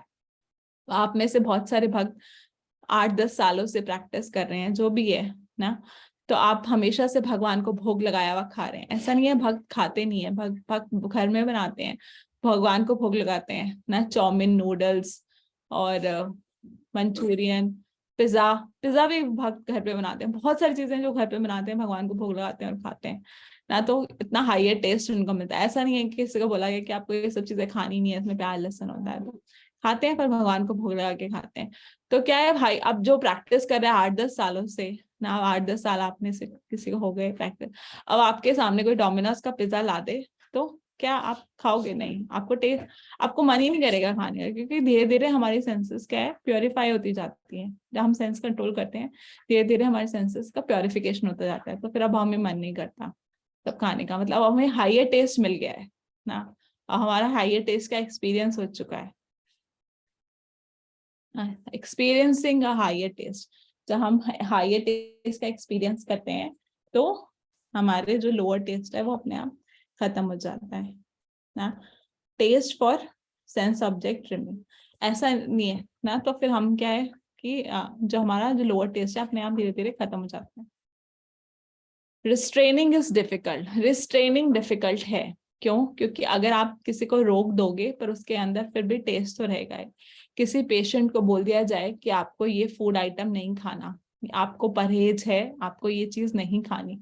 मान लो किसी को बुखार हो गया, वायरल हो गया, आप उसको तली हुई चीज मना कर देंगे, तली हुई नहीं खाना आपको, पर क्या है पेशेंट को टेस्ट तो रहेगा उस चीज का ना, तो टेस्ट तो उसके मन में रहेगा, जैसे ही वो ठीक होगा तब दोबारा वो खा लेगा ना। तो टेस्ट है, तो रिस्ट्रिक्शन से कोई नहीं होगा, रिस्ट्रिक्शन नहीं करना, हमें इंगेजमेंट करना है। उस चीज में रोक नहीं लगानी, उसको देखना है कि उससे हायर टेस्ट क्या कर सकते हैं ना। तो रिस्ट्रिक्शन से कभी भी चीजें छूटती नहीं है ना। बंदिश लगाने से, किसी बच्चे को बोला जाए तुम ये क्यों कर रहे हो, ये क्यों कर रहे हो, नहीं, बच्चों को क्या करा जाता है तुरंत, अगर कुछ गलत काम कर रहा है, कुछ ऐसी चीजें छेड़खानी करता है, फटाफट से उसका माइंड डाइवर्ट करके उसको दूसरी चीज दे दी जाती है, तो वो वाली चीज अपने आप ही छोड़ देता है ना। तो ऐसे ही हमारा माइंड हमें डाइवर्ट करना होता है, हमें रिस्ट्रिक्शंस नहीं करने, हमें हायर टेस्ट, अपनी सेंसेस को हायर टेस्ट देना है। जब हम हायर टेस्ट देंगे, अब प्रसाद भोला के प्रसाद खाएंगे, अब मंदिर जाएंगे, तो क्या हम, हो सकता है हम कृष्ण कॉन्शियसनेस में आने से पहले रोज हर संडे मूवी देखने जाते थे, पर जब हम हर संडे अब 1 महीना मंदिर जाएंगे तो अब हमारा मन करेगा कि नहीं, अब मैं हर संडे मंदिर ही जाऊं, अब मेरा मूवी जाने का मन ही नहीं करेगा, क्योंकि मुझे एक हायर टेस्ट मिल गया है ना। तो क्योंकि भगवान के इतने सुंदर सुंदर विग्रह देखने को मिलेंगे, तो हमें पूरा और सारा टेस्ट खत्म हो जाएगा, सिर्फ भगवान की विग्रह का लालच रहेगा हमें रोज दर्शन करने का, कि अब संडे कब आएगा, संडे को भगवान के विग्रह का दर्शन करेंगे, मंदिर का प्रसाद मिलेगा, सब इतना हम एक्साइटेड रहते हैं। हाँ,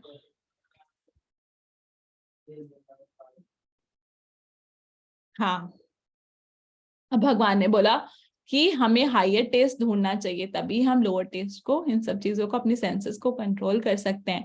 अब भगवान आगे बता रहे हैं, आगे 61 श्लोका में, कि how one can get this higher test, कैसे किसको ये हायर टेस्ट कैसे मिल सकता है। Sense control is possible only by devotion to Krishna. तो ये कैसे हायर टेस्ट मिल सकता है, ये सेंस कंट्रोल कैसे हो सकता है, जब हम भगवान की भक्ति करेंगे ना। तानि सर्वाणि संयम या युक्त आसीत मत्परः वशे हि यस्येन्द्रियाणि तस्या प्रज्ञा प्रतिष्ठिता। कैसे हमें सेंस कंट्रोल मिलेगा, कैसे होगा, जब हम भगवान की भक्ति करेंगे। सेंस कंट्रोल तभी पॉसिबल है जब हम अपनी सेंसेस को भगवान के उसमें लगाएंगे। बोल रहे हैं भगवान, ओ arjuna, those although endeavoring to control the senses even for a man for whole discrimination, the senses are so strong and impetuous that they forcibly carry away the mind, but one who restrains his senses and fixes his consciousness upon me, keeping the senses under control, is known of a man of steady intelligence. कौन है उसको, क्या, प्रज्ञा प्रतिष्ठा उसको बोलते हैं, जो अपनी सारी सेंसेस को मेरे अंदर लगाए ना, जो सभी सेंसेस को कंट्रोल करता है और सभी सेंसेस को कंट्रोल करके उनको मेरे सेवा में लगाता है, उसको क्या, सत्य प्रज्ञा बोलते हैं। अब आगे भगवान 2.60 में Krishna spoke about the senses taking away the mind of force sense object 2.62 and 2063। हाँ, अब बता रहे हैं, पहले तो भगवान बता रहे हैं जो अपने मन को और इंद्रियों को कंट्रोल कर लेता है ना, तो वो स्थित प्रज्ञा होता है, और कंट्रोल करने के बाद भगवान की सेवा में एंगेज करता है। सिर्फ कंट्रोल करना इंपॉर्टेंट नहीं है, भगवान की सेवा में एंगेज भी करना है उन सेंसेस को। पर अब भगवान बता रहे हैं, पर जो कंट्रोल नहीं कर पाता, जो अनकंट्रोल माइंड है, उसके साथ क्या होता है ना। स्टेज ऑफ फॉल डाउन बता रहे हैं, स्टेजेस ऑफ फॉल डाउन, जो नहीं कर पाता उसके साथ क्या होता है। तो ये दो बहुत इंपॉर्टेंट श्लोक है, आप सब पढ़ सकते हैं मेरे साथ। ध्यायतो विषयान् पुंसा संगस्तेषुपजायते संगात् संजायते कामा कामात् क्रोधाभिजायते क्रोधात् भवति सम्मोहा सम्मोहात् स्मृति विभ्रमा स्मृति भ्रंशात् बुद्धिनाशो बुद्धिनाशात् प्रणश्यति ना। अब ये स्टेजेस ऑफ फॉल डाउन बता रखे हैं, जो कंट्रोल नहीं कर पाता उसका फॉल डाउन हो जाता है। अब फॉल डाउन के स्टेजेस बता रहे हैं भगवान। ये चार्ट है, अगर आप देखेंगे तो अगर हमारा मन जो है भगवान पे केंद्रित नहीं है तो हमारा मन कहाँ केंद्रित है? विषय में, सेंस ऑब्जेक्ट्स में ना, इंद्रिय विषयों पे हमारा जो ध्यान है वहां है, हमारा मन वहां लगा हुआ है। और उससे क्या होता है ना, उससे क्या होता है? Process of fall down. ये आपको पूरा लैडर दिख रही होगी एक ना, ये पूरा डायग्राम जो आपको दिख रहा है, क्या होता है? हमारा मन, सेंसेस जो है हमारे मन में विचार आता है कि हमें कोई ये विषय चाहिए, फिर हम मन में सोचते हैं उस विचार को।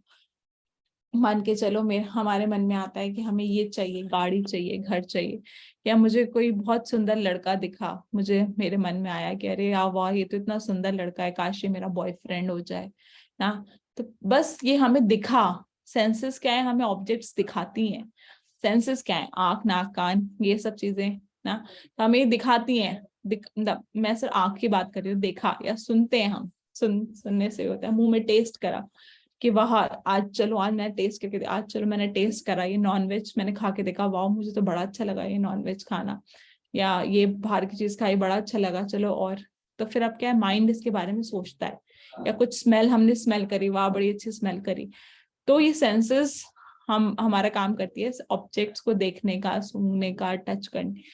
फिर माइंड इसके बारे में सोचता है कि चलो ये लड़का देखा मैंने, बहुत सुंदर लगा था, काश ये मेरा बॉयफ्रेंड हो जाए। तो अब माइंड ने इसको सोचा।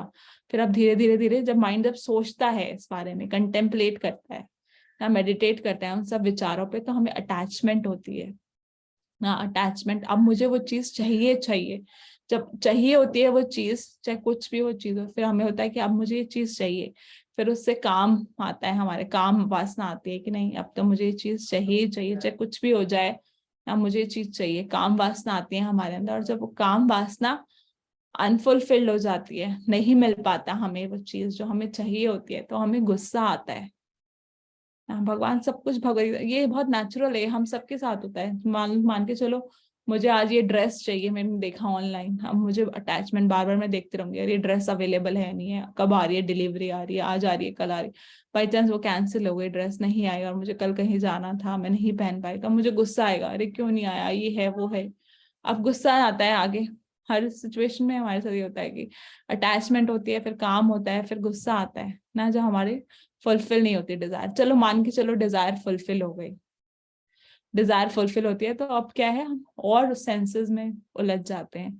चलो मान के चलो कि हमें वो चीज मिल गई जो हमें चाहिए थी, अब हमें और इच्छा होगी ना। अब चलो मानो कि जिस लड़के को मैं देख रही थी कि मेरा बॉयफ्रेंड मिले, मान के चलो बन गया, मेरा बॉयफ्रेंड मिल गया मुझे। अब मुझे और इच्छाएं होंगी, काश मैं इसके साथ यहाँ घूमने जाऊं, काश मैं इसके साथ ये करूं, काश मैं इसके साथ करूं। अब क्या होती है, जब हमारी एक बार इच्छा पूरी जाती है तो माइंड हमारी और इच्छाएं बनाता रहता है ना। तो ऐसा नहीं है कि पूरी होने से एकदम सही हो जाएगा, ये नहीं है कि नहीं पूरी होगी तो ही गुस्सा आएगा। हाँ, पूरी होती है, उसके बाद और इच्छाएं होती है, फिर वो पूरी नहीं होती तो फिर गुस्सा आता है। तो ऐसे चलता रहता है साइकिल पूरा। फिर क्या है? लस्ट फुलफिल नहीं हुआ हमारा काम वासना, इच्छा हमारी पूरी नहीं हुई, हमारे गुस्सा आता है। फिर जब गुस्सा आता है तो उससे हम भ्रमित हो जाते हैं ना, कंप्लीट डिल्यूजन, हम भ्रमित हो जाते हैं। और गुस्से में हमें फिर कुछ याद नहीं रहता। आपने देखा होगा, आप में से किसी को गुस्सा आता है, आपके घर में किसी को गुस्सा, जब गुस्सा आता है तो हम सब भूल जाते हैं।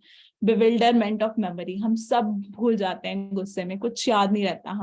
हमें कुछ याद नहीं रहता। इस व्यक्ति ने, जिस पे हम गुस्सा कर रहे होते हैं, कुछ पे हमें याद नहीं रहता इस व्यक्ति ने हमारे लिए कितना कुछ नहीं किया होगा, हमारे लिए क्या क्या नहीं किया होगा, कितना उसने मेरे लिए किया है। हम सब भूल जाते हैं गुस्से में, और कुछ भी बोल देते हैं किसी को भी ना। फिर क्या है? पहले हम भ्रमित होते हैं, फिर हम सब भूल जाते हैं, और फिर हमारी बुद्धि का नाश हो जाता है।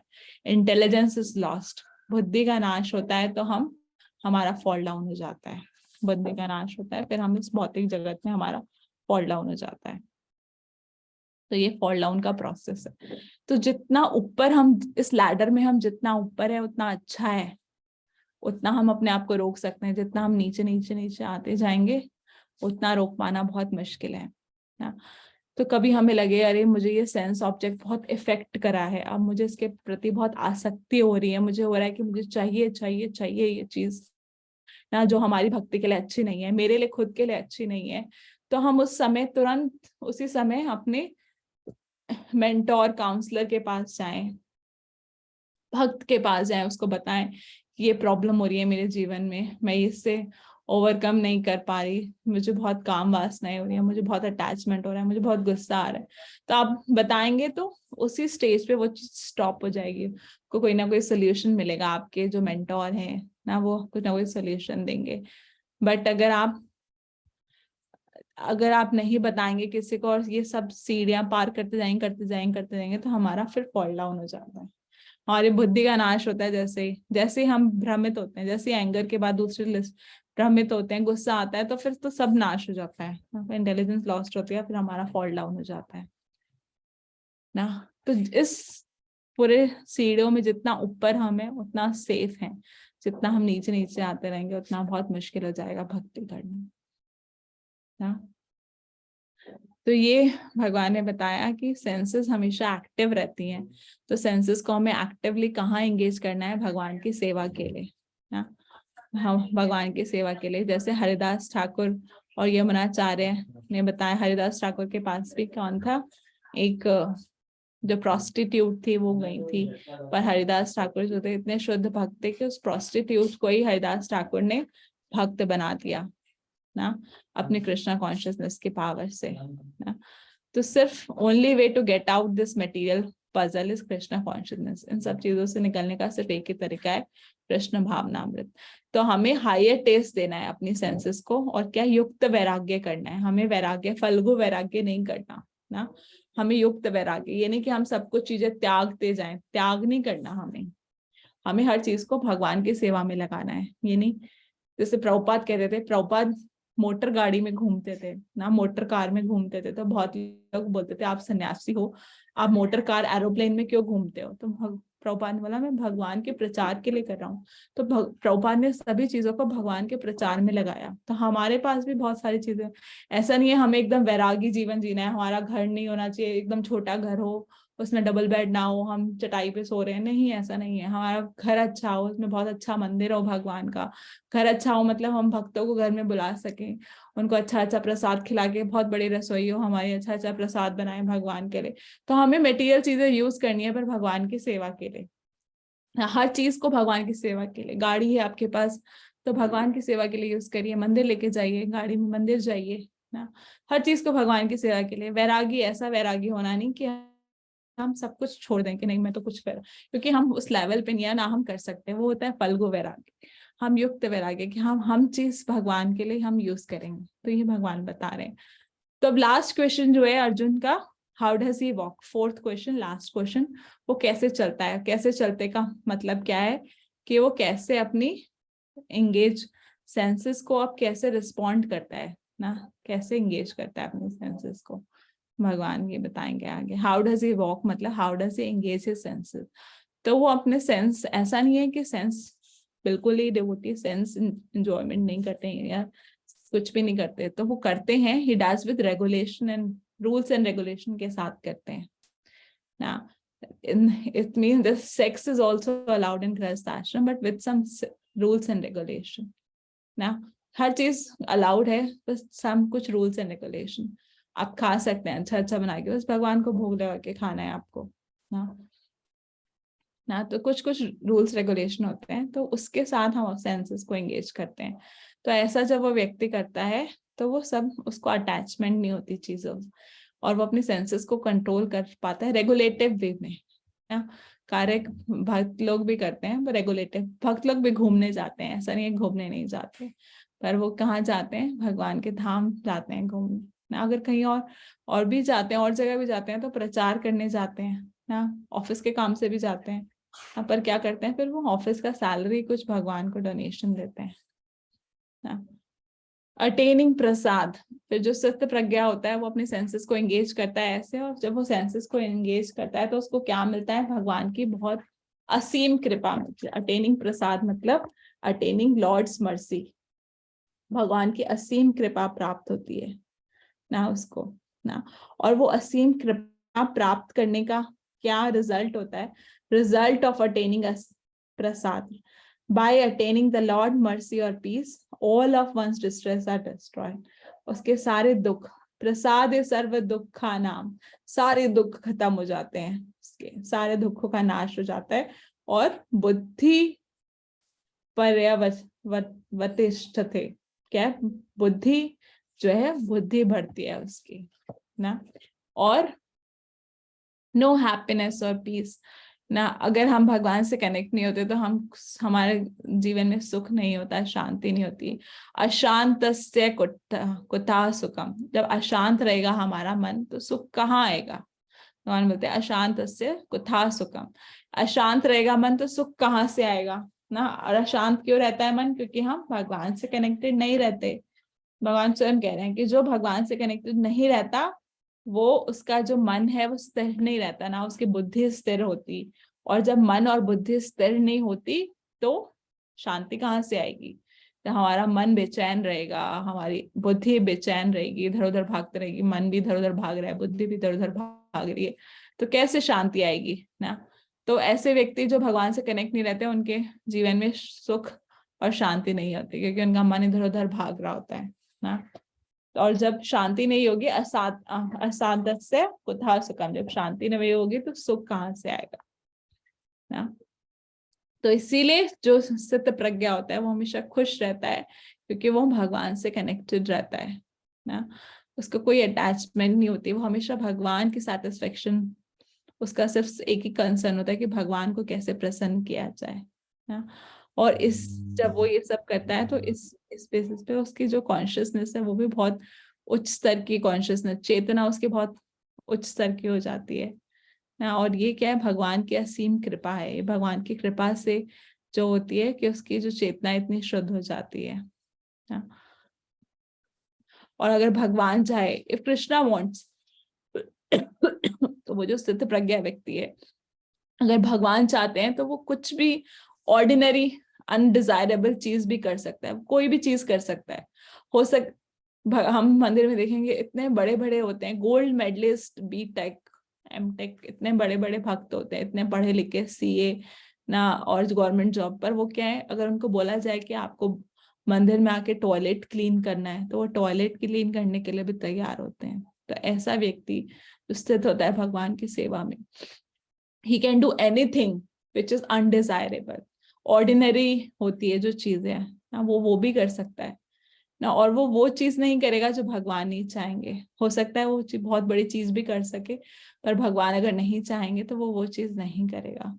तो उसका मेन एम क्या होता है, भगवान क्या चाहते हैं, भगवान की प्रसन्नता के लिए वो कार्य करना ना। और फिर इससे क्या होता है, जब भगवान की कृपा मिल जाती है तो उसका रिजल्ट क्या होता है ना, complete satisfaction of senses and consciousness,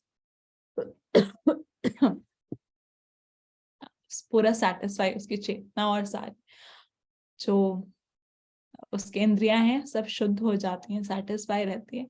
और जो भी ये 3 मिजरीज हैं, 3 फोल्ड मिजरीज हैं ना, वो अब एग्जिस्ट नहीं करती है उसके लाइफ में ना, उसको कोई प्रॉब्लम नहीं आ रहती ना। और उसकी अब जो बुद्धि है वो भी स्थित हो जाती है भगवान में।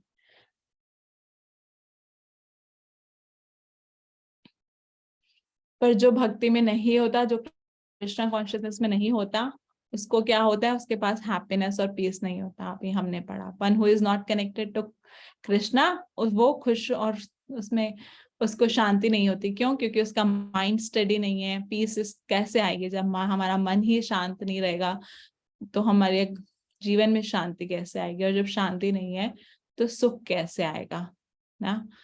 तो एजिटेटेड सेंसेस सर्च, तो क्या होता है, what happen if senses are not regulated, जब सेंसेस कृष्णा कॉन्शियसनेस में रेगुलेट नहीं होती तो बहुत एजिटेटेड होती है हमारी सेंस। ऐसा नहीं, कोई व्यक्ति ऐसा नहीं है कि वो ये बोल सके कि मैं अपने सेंसेस को कंट्रोल कर सकता हूँ बिना एंगेज करे। कहीं ना कहीं एंगेजमेंट चाहिए होती है। अगर हम जबरदस्ती अपनी सेंसेस को कंट्रोल करने की कोशिश करें और एक भी सेंसेस अगर हमारे से चली गई, मतलब 5 इंद्रियों में से कोई एक इंद्रिया भी अगर हमारे हाथ से चली गई तो माइंड फोकस नहीं कर पाता ना। एक इंद्रिया ने भी अगर कंट्रोल छोड़ा, पूरा वो व्यक्ति ने क्या है, इल्यूजन में चला जाता है, एजिटेट हो जाता है ना। तो अब भगवान 2.69 श्लोक एनालॉजी दे रहे हैं ना, कि जो सबके लिए दिन है, मतलब जो भौतिक व्यक्ति के लिए दिन है वो भक्तों के लिए रात होती है, और जो भक्तों के लिए दिन होता है वो भौतिकवादी लोगों के लिए रात होती है। मतलब जो भौतिकवादी कर रहे होते हैं, वो जो भक्त होता है वो चीज नहीं कर रहा होता ना, और जो भक्त लोग कर रहे होते हैं वो भौतिकवादी व्यक्ति नहीं कर रहा होता। क्या होता है, भक्त लोग सुबह सुबह 4 बजे उठ के, 3 बजे 4 बजे उठ के मंगल आरती कर रहे होते हैं, पूजा कर रहे होते हैं, भगवान की भक्ति कर रहे होते हैं। और जो भौतिकवादी लोग होते हैं वो उस टाइम सो रहे होते हैं उनकी रात शुरू होती है और भक्तों की सुबह शुरू हो जाती है। और वो भक्त लोग जब इतनी जल्दी सो जाते हैं रात को 9 बजे, तब उनका दिन शुरू होता है। भौतिकवादी लोग पूरी रात रात भर काम कर रहे होते हैं। हाँ, तो ये भगवान ने इसमें बता रहे हैं कि, तो ये जो है ये एनालॉजी दे रहे हैं कि ये डिफरेंस होता है ना, दिखते दोनों एक जैसे हैं पर ये डिफरेंस होता है। हाँ, अब कंक्लूजन क्या है इसका, पर जो अभी तक जो भगवान ने अभी तक बताया है, जो स्थित प्रज्ञा व्यक्ति होता है वो अपना शरीर छोड़ने के बाद भगवान के धाम जाता है। Thus Krishna glorifies the position of स्थित प्रज्ञा, इसलिए भगवान स्थित प्रज्ञा व्यक्ति को इतना ग्लोरीफाई कर रहे हैं ना, क्योंकि ऐसी ही हमें भक्ति करनी चाहिए। ऐसी भक्ति के बाद हमें कोई चिंता नहीं होती है, चिंता मुक्त हो जाते हैं ऐसी भक्ति करने के बाद ना।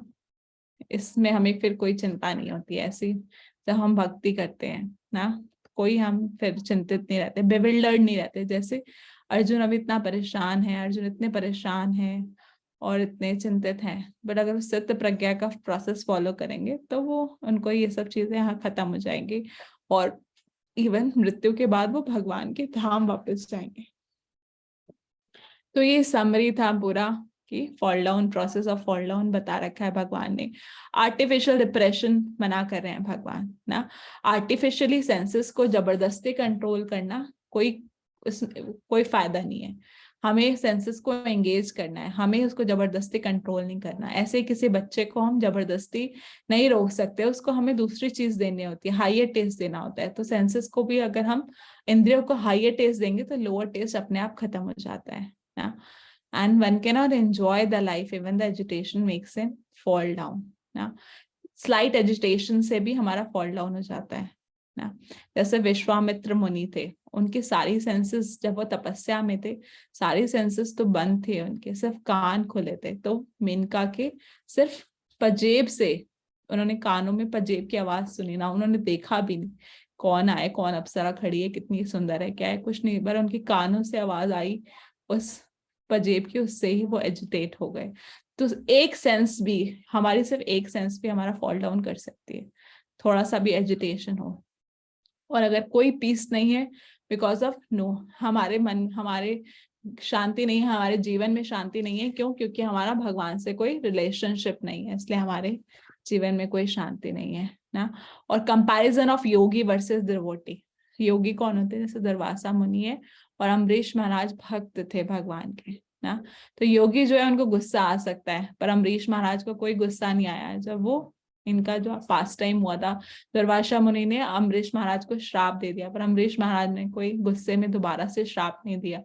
तो योगी जो है उनको फिर भी गुस्सा आ सकता है, वो अपने सब सेंसेस को कंट्रोल नहीं कर सकते, पर जो अम्बरीश महाराज भक्त होते हैं वो अपने सभी सेंसेस को कंट्रोल कर सकते हैं, उनको गुस्सा भी नहीं आता। तो ये समरी था पूरे चैप्टर का। Thank you, Hare Krishna. So this was all about second chapter, जो कि हमारा लास्ट टाइम बचा हुआ था, हमने वो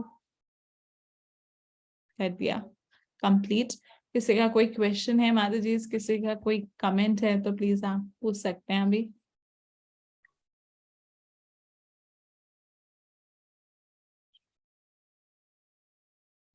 प्रणाम माता जी।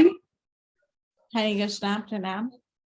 मेरा नाम मनदीप कौर है और मेरा ये एक क्वेश्चन है यस। दैट कि मतलब आफ्टर इंडल्जिंग ourselves in भक्ति योगा, फिर भी हमारे अंदर मतलब सारे सेंसेस हमारे भी कंट्रोल नहीं होते इन इनिशियल स्टेज।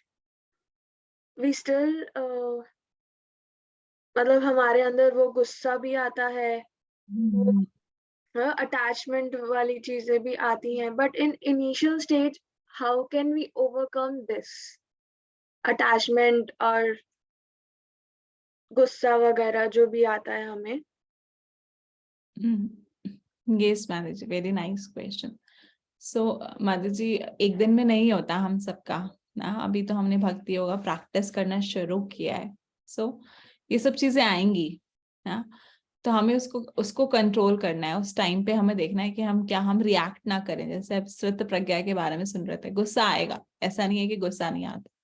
भक्त बन जाते हैं तो गुस्सा नहीं आएगा, गुस्सा आएगा ना। मुझे भी गुस्सा आता है, ऐसा नहीं है। तो गुस्सा आता है, पर उस टाइम पे आप क्या बिहेव करेंगे ना। हो सकता है आप किसी को चिल्ला के बोले, या उस गुस्से को आप अपने मन में रखे, थोड़ा शांत होने दें उस सिचुएशन को, बाद में रिस्पॉन्ड करें। तो ये क्या है, प्रैक्टिकल चीजें होती हैं। थोड़े थोड़े दिन हम जब रियलाइज करते हैं नहीं, हम पढ़ रहे हैं कि ये चीज सही नहीं है, गुस्सा करना सही नहीं है, भगवान खुद भगवद गीता में कह रहे हैं ऐसा सही नहीं है, हमारी बुद्धि का नाश हो जाता है, गुस्सा करते हैं हम, भ्रमित हो जाते हैं, हम सब भूल जाते हैं, हमारी मेमोरी खत्म हो जाती है, सब भूल जाते हैं बुद्धि का। तो अब हम जब ये सोचेंगे, जब हमें गुस्सा आ रहा होगा, तो हम हो सकता है ऐसा नहीं मैं कह रही कि कल ही आपको गुस्सा है, कल आप कंट्रोल कर पाओ, तो पर हम धीरे धीरे धीरे धीरे कंट्रोल, हम एटलीस्ट ट्राई करेंगे। अब पहले हमें पता ही नहीं था तो हम ट्राई नहीं करते थे शायद, अब एटलीस्ट हम ट्राई करने का कोशिश करेंगे ना। तो ये प्रैक्टिस है माता जी, धीरे धीरे धीरे धीरे हम जब प्रैक्टिस करेंगे तो एक दिन होएगा ऐसा। अभी नहीं तो 1 साल 2 साल 4 साल बाद कोई ऐसा दिन आएगा कि हम सच में, अब हमें गुस्सा आना बंद हो जाएगा, हम कंट्रोल कर पाएंगे। हमें शुरू शुरू में खुद अपने आप को याद दिला के प्रैक्टिस करनी होगी, फिर थोड़े दिन बाद हम खुद ही ऐसा करने लग जाएंगे ना। और अटैचमेंट आपने बोला, हाँ अटैचमेंट भौतिक चीजों के लिए नहीं होना चाहिए। हाँ, घर वालों के लिए हमें अटैचमेंट होता है, फैमिली से हमें अटैचमेंट होता है, पर अटैचमेंट का हमारा मोटिव होना चाहिए कि हाँ, कि हम इन सबको भगवान की भक्ति में लगाएं। घर वालों से भी हमें अटैचमेंट है, तो हम प्रयास करें कि उनको भगवान की भक्ति में लगाएं। तो अटैचमेंट तो इतना आसान नहीं है। भौतिक चीजों के लिए ना हो हमारा अटैचमेंट कि नहीं, मुझे मूवी देखनी है तो देखनी ही देखनी है, या यहाँ जाना है तो मुझे जाना ही जाना है। बट अगर हम, हमारे पास अगर हमें अच्छी चीजों के लिए अटैचमेंट है कि मंदिर जाना है मुझे, और भगवान के लिए ये बनाना है, ये लेके आना है भगवान के लिए, तो कोई दिक्कत नहीं है। भगवान के भक्तों से, भगवान से अटैचमेंट होना कोई गलत चीज नहीं है। अपने फैमिली से, घर वालों से अटैचमेंट होना भी कोई प्रॉब्लम नहीं है। बस हमें याद रहे कि हम भगवान के लिए कर रहे हैं सब कुछ। थैंक यू कृष्णा माता जी। हरे कृष्णा। दंडवत प्रणाम माता जी। माँ जी, मुझे बहुत अच्छा लगा ये क्लास लेके आज भी। माँ जी, मेरा ये था कि ऑल्दो अर्जुन एकदम भगवान जो है,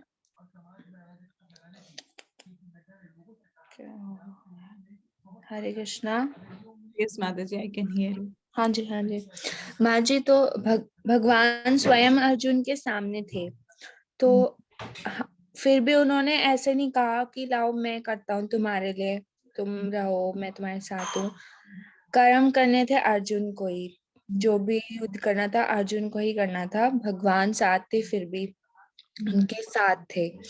तो जैसे हमें तो हम अभी जैसे यूथ हैं तो स्पिरिचुअली तो हम कर लेते हैं, पर जो हमारे मटेरियल जैसे करियर से रिलेटेड हो गए, तो माँ जी ऐसे हम उनमें हम किनकी गाइडेंस लें कि ये वाला कोर्स है तो ये भगवान की प्रसन्नता के लिए होगा, या ये वाली जॉब है तो ये वाली ज्यादा अच्छी होगी। ऐसे तो हम ये किससे गाइडेंस ले सकते हैं?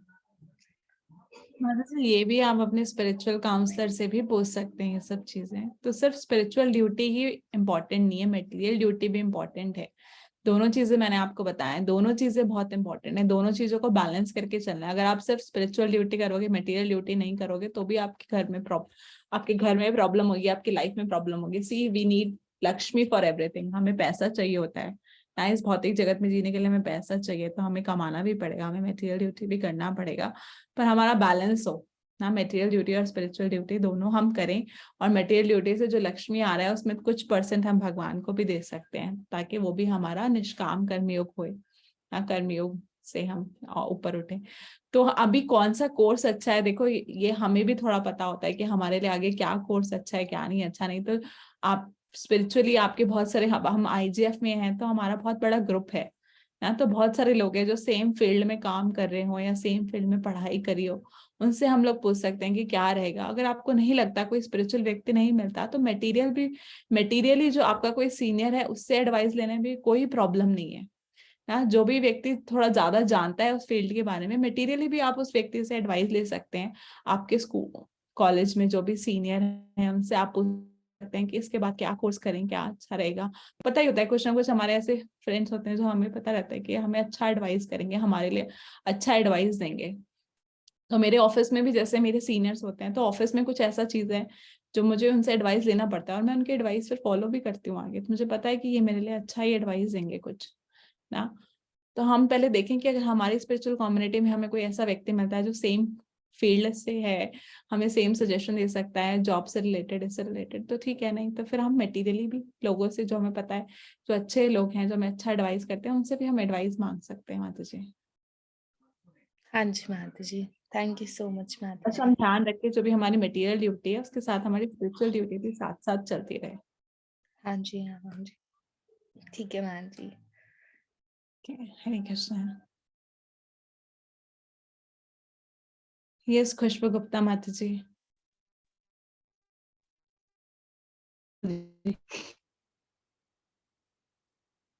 मेरा क्वेश्चन माता जी था, इसमें एक 1 पॉइंटेड भक्ति था ना, वो मुझे थोड़ा सा आप एक्सप्लेन करिए कि मतलब 1 पॉइंटेड भक्ति, इसको हम किस तरह से समझ सकते हैं।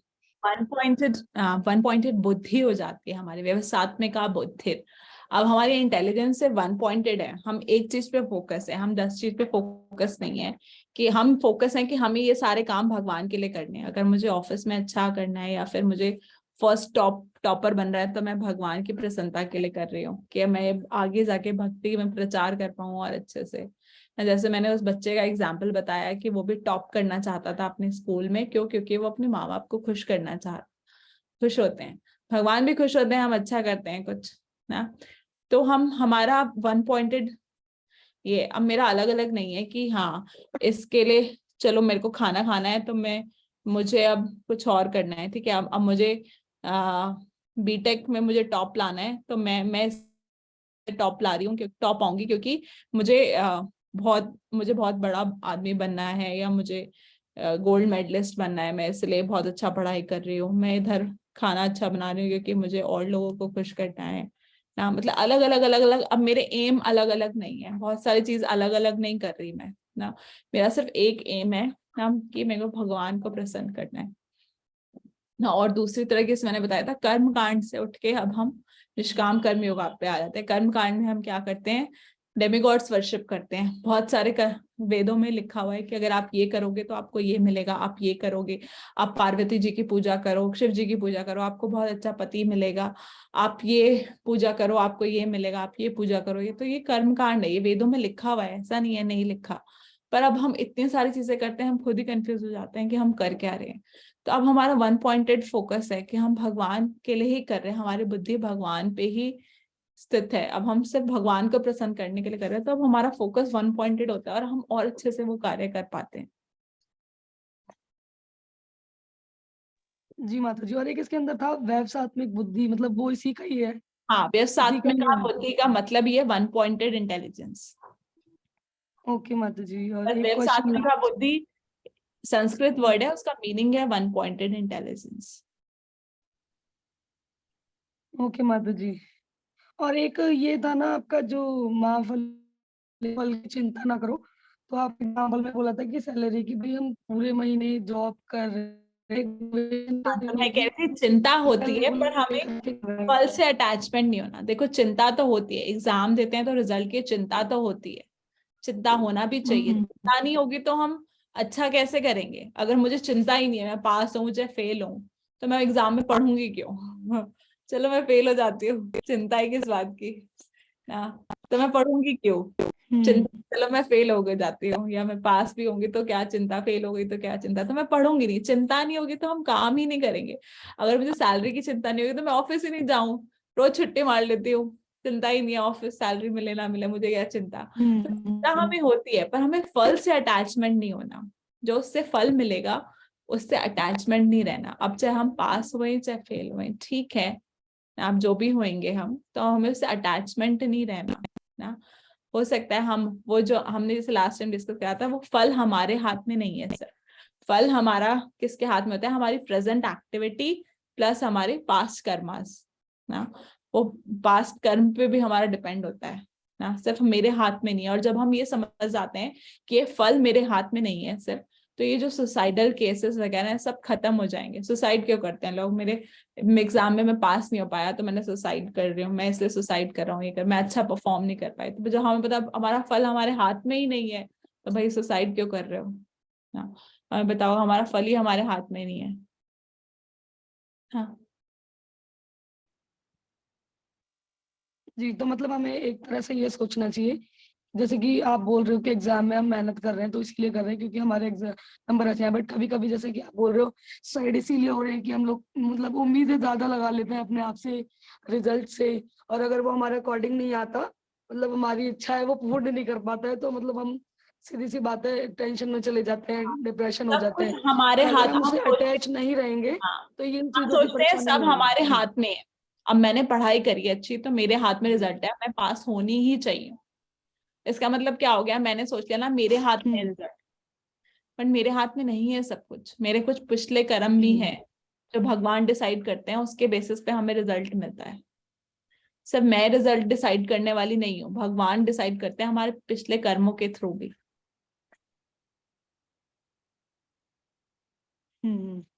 और माता जी एक और था, जैसे कि वो फर्स्ट क्वेश्चन था कि एंगर वगैरह, मतलब अब 1 साल होने को जा रहा है, मतलब हाँ चेंजेस हैं बट उतने नहीं है।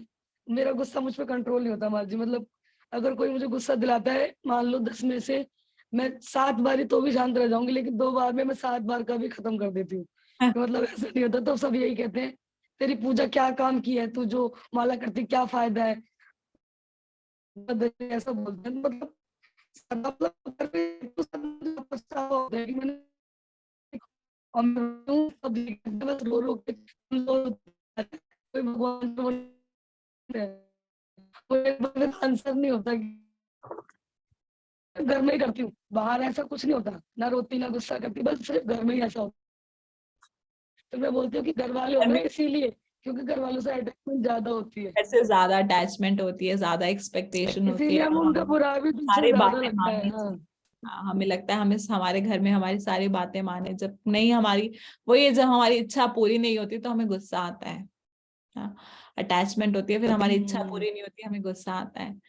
तो आपने अभी खुद ही रियलाइज किया, हमने पढ़ा ना, तो अब आप इस पे काम करने का कोशिश करो। और माता जी हमें भगवान से प्रार्थना भी करना चाहिए कि हम इस मेरा भगवान के सामने हमें जाना चाहिए। या कोई ऐसी सिचुएशन भी है जिसमें हमें बार बार गुस्सा आता है, कोई ऐसी सिचुएशन है जिसमें हमें बार बार गुस्सा आता है, तो हम किसी भक्त से डिस्कस कर सकते हैं, उस सिचुएशन को बता सकते हैं, माता जी जब मेरे साथ ऐसा होता है तो मुझे गुस्सा आता है, तो मैं इस सिचुएशन में क्या करूं ना। तो हम उस टाइम चुप रहोगे आप, तो आप बहुत सारी सिचुएशन को खत्म कर सकते हो।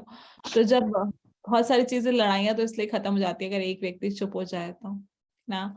तो अब आपको भाई रियलाइज चुप ही नहीं रहा जाता, बस बात वही हो जाती है। हाँ नहीं, तो हमें ऐसा पता है ना लगता है कि भगवान। मैं इतनी बड़ी हूँ, मैं कुछ बोलती भी नहीं हूँ, उसके बाद भी मैं तो कुछ समझाती हूँ, लेकिन समझाने वाली बात भी नहीं समझते हैं बच्चे। क्यों नहीं समझते, किसके लिए हम करते हैं, उनके लिए ही करते हैं, अब आपको पता बट फिर चलेगा, भी ये लोग हमारी अगर नहीं आप ये सुनते। सोचो कि भगवान भगवान खुश होंगे अगर आप चुप रहोगे, आप गुस्सा नहीं करोगे ना। I just want to please Krishna, मुझे बस भगवान को खुश करना है। देखो भगवान तो हर जगह देख रहे हैं, अब मैं आपके घर में आके नहीं देखूंगी आप क्या कर रहे हो, पर भगवान तो आपको देख रहे हैं, आप घर में क्या कर रहे हो, आप मंदिर में क्या कर रहे हो, आप बाहर क्या कर रहे हो, अकेले में भी क्या कर रहे हो, भगवान को सब पता है। Shri Krishna is watching us always. तो हम ये सोचें कि अगर मैं यहाँ इस सिचुएशन में अगर चुप रहूंगी, हो सकता है मैं तो मुझे ज्यादा अच्छा अच्छा है। ना लगे पर भगवान को अच्छा लगेगा, मैं भगवान को खुश कर पाऊंगी, तो हम फिर चुप रहेंगे उस सिचुएशन में। हाँ माँ जी, ये अच्छा वाला हाँ, आइडिया है, तो इससे तो हाँ शांत हो ही जाऊंगी एक बार। हाँ, तो आप ये सोचो कि मैं भगवान की प्रसन्नता के लिए चुप हो रही हूँ बस ना, भगवान ने भगवत गीता में ऐसा बोला है तो इसलिए हाँ, तो फिर हम चुप हो जाएंगे। थैंक यू सो मच माता जी। हरे कृष्ण। हरे कृष्णा। यस माता जी, श्वेता माता जी, आपका कोई क्वेश्चन है? यस। हरे कृष्ण माता जी, दंडवत प्रणाम।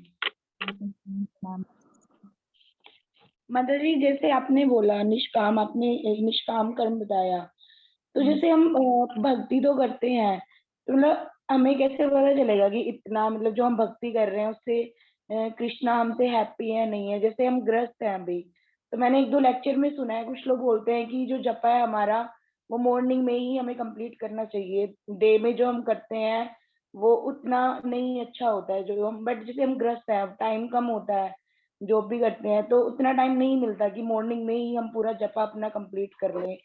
और जैसे फिर दिन में करते हैं जपा, और जैसे लेक्चर सुन लेते हैं या पूजा कर रहे हैं, तो मैं मतलब इस चीज को लेकर कंफ्यूज हूँ कि मतलब गृहस्थ, तो गृहस्थी में रह के इस चीज का कैसे पता करेंगे, मतलब जो हम भक्ति कर रहे हैं उतनी सफिशिएंट है, और क्योंकि घर की ड्यूटीज भी जरूरी हैं जो हम कर रहे हैं। बहुत हाँ, बहुत सही बोला आपने। घर का काम भी बहुत जरूरी है, घर की ड्यूटी भी बहुत जरूरी है, और भगवान खुश नहीं होंगे अगर हम अपना ड्यूटी नहीं करेंगे। भगवान अर्जुन को खुद ही कह रहे हैं कि आप अपना ड्यूटी तो जरूर करो ना। तो माता जी, गृहस्थ आश्रम में हमारी लिमिटेशंस होती हैं अपनी अपनी। आपको ऑफिस भी जाना है सुबह, ठीक है, आप ये प्रयास कर सकते हो आपकी ज्यादा से ज्यादा माला सुबह हो जाए ना। जैसे 16 माला अगर आप करते हो तो 10-12 माला आपकी सुबह हो जाए। फिर आप दिन में जो बचेंगी, थोड़ा माला बचे वो दिन में कर लो ना। कुछ आप प्रयास करो सुबह अपना, आप शेड्यूल ऐसे बनाओ कि आपकी कुछ 8-10 माला तो सुबह हो ही जाए, और फिर आप दिन में आके माला करो ना। तो गृहस्थ आश्रम में हम जैसे भी हमारे सिचुएशन अलाउ करती है, जितना हमें टाइम है वो हम भगवान को दे रहे हैं। भगवान को पता है कि हम टाइम खराब नहीं कर रहे हैं। गृहस्थ आश्रम में हमारे पास वैसे बहुत लिमिटेड टाइम होता है, बहुत सारी चीजें देखनी होती है, जैसे आपने भी बताया। मैं भी गृहस्थ आश्रम में माता जी, मुझे भी पता है। तो बहुत रिस्पॉन्सिबिलिटीज भी होती है, मैं भी वर्किंग हूँ, बहुत सारी रिस्पॉन्सिबिलिटीज होती हैं। तो हम जितना, भगवान क्या है, हमारा भाव देखते हैं माता जी, ठीक है। तो भगवान को पता है कि, भगवान को हमारी इंटेंशन पता है कि जैसे ही इसको समय मिल रहा है तो ये मेरे लिए समय निकाल रही है ना। तो बहुत मुश्किल से भी समय मिल रहा है तब भी मेरी भक्ति कर रही है, तो भगवान आपका भाव देख के हमेशा खुश रहेंगे ना। तो ऐसा नहीं है कि भगवान सोचेंगे कि आप बहुत, भगवान की बहुत ज्यादा एक्सपेक्टेशन नहीं होती है ना। भगवान क्या है, हमारे पिता ही हैं। आपके माता पिता भी अगर आप इतना करोगे, उनको टाइम स्पेंड देंगे, तो वो खुश होते हैं, माता पिता भी ना। तो भगवान हमारे पिता है, तो हम जैसे सिचुएशन में भी उनका भक्ति कर रहे हैं, जैसे भी कर रहे हैं ना। पर हाँ, हम प्रयास करें जब हमारा, अब जैसे हो सकता है कोई एक टाइम आए आपके पास जॉब ना हो उस टाइम पे, या फिर आपकी ड्यूटीज कम हो जाए, तो उस टाइम पे हम देखें कि हम भगवान की पूरी अच्छे से, जैसे सैटरडे संडे होता है, मेरा तो सैटरडे संडे ऑफ होता है, आपका जैसे हफ्ते में एक दिन ऑफ होता होगा, तो उस दिन आप अपनी माला सुबह सुबह कर लीजिए, सारी माला, पूरी माला सुबह कीजिए। उसके बाद अपने घर का काम शुरू कीजिए, कैसे जैसे हम मैनेज कर सकते हैं, अपना शेड्यूल सबका अलग अलग होता है ना। तो ऐसे हम कर सकते हैं, जब हमारे पास समय है वो हम पूरा समय भगवान को दे, और जब हमारे पास समय के साथ साथ और हमारी ड्यूटीज हैं तो हम दोनों को बैलेंस करके चलें, क्योंकि हमारी गृहस्थ आश्रम की ड्यूटीज भी बहुत जरूरी है हमारे लिए ना। और भगवान हमारे पिता हैं, तो हमसे खुश रहेंगे हम जैसे भी उनको समय देंगे। तो हम भगवान हमारा इंटेंशन देखते हैं कि इसके पास इतना कम समय है तब भी ये मेरे लिए समय निकाल रही है ना। ठीक है माता जी। ठीक है माता जी, हरे कृष्णा माता जी, धन्यवाद।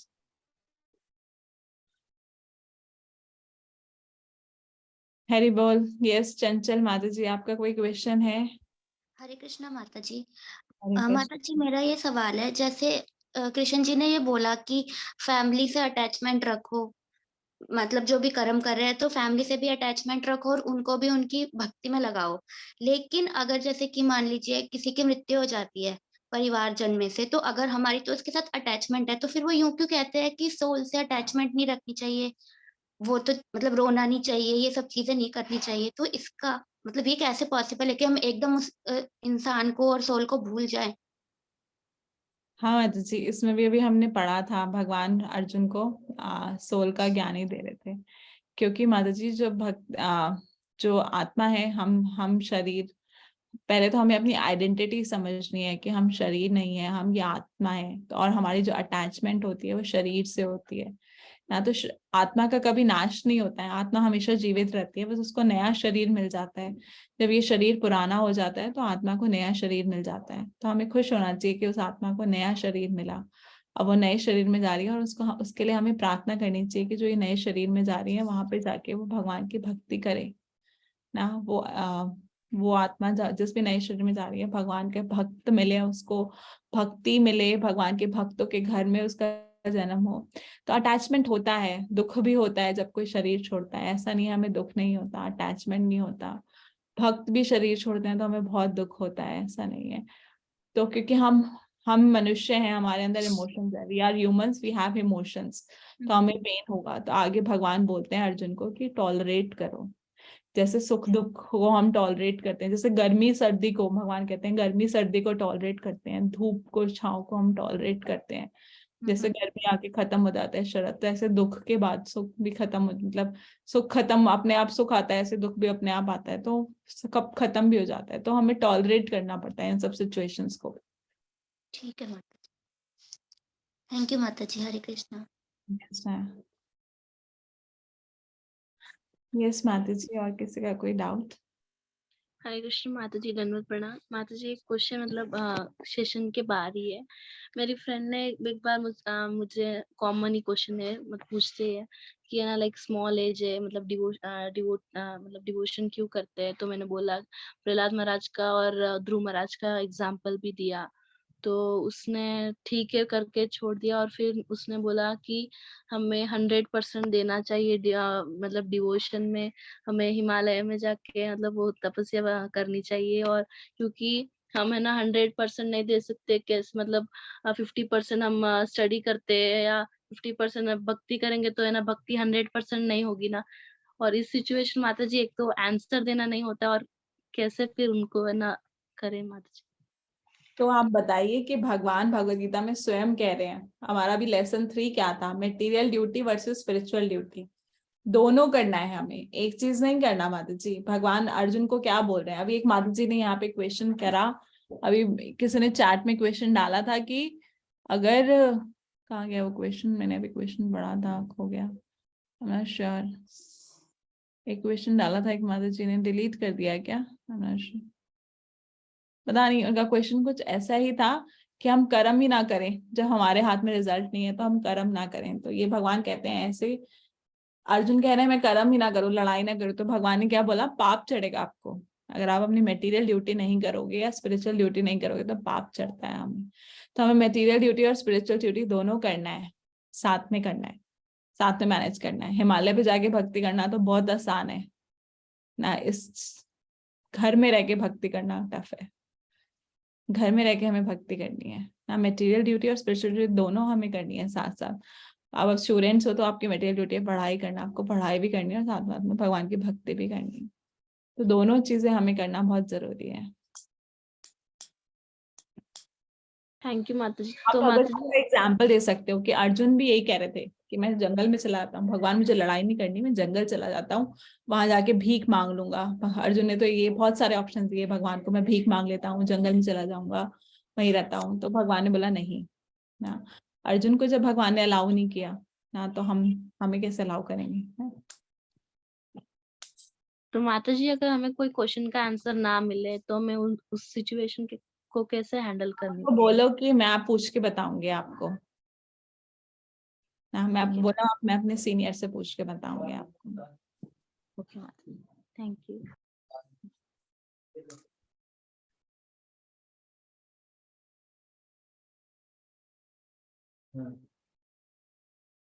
यस माता जी, ओके। अगर और किसी का क्वेश्चन नहीं है तो वी कैन एंड हेयर, हम यहाँ पे समाप्त कर सकते हैं अगर किसी का कोई क्वेश्चन नहीं है तो।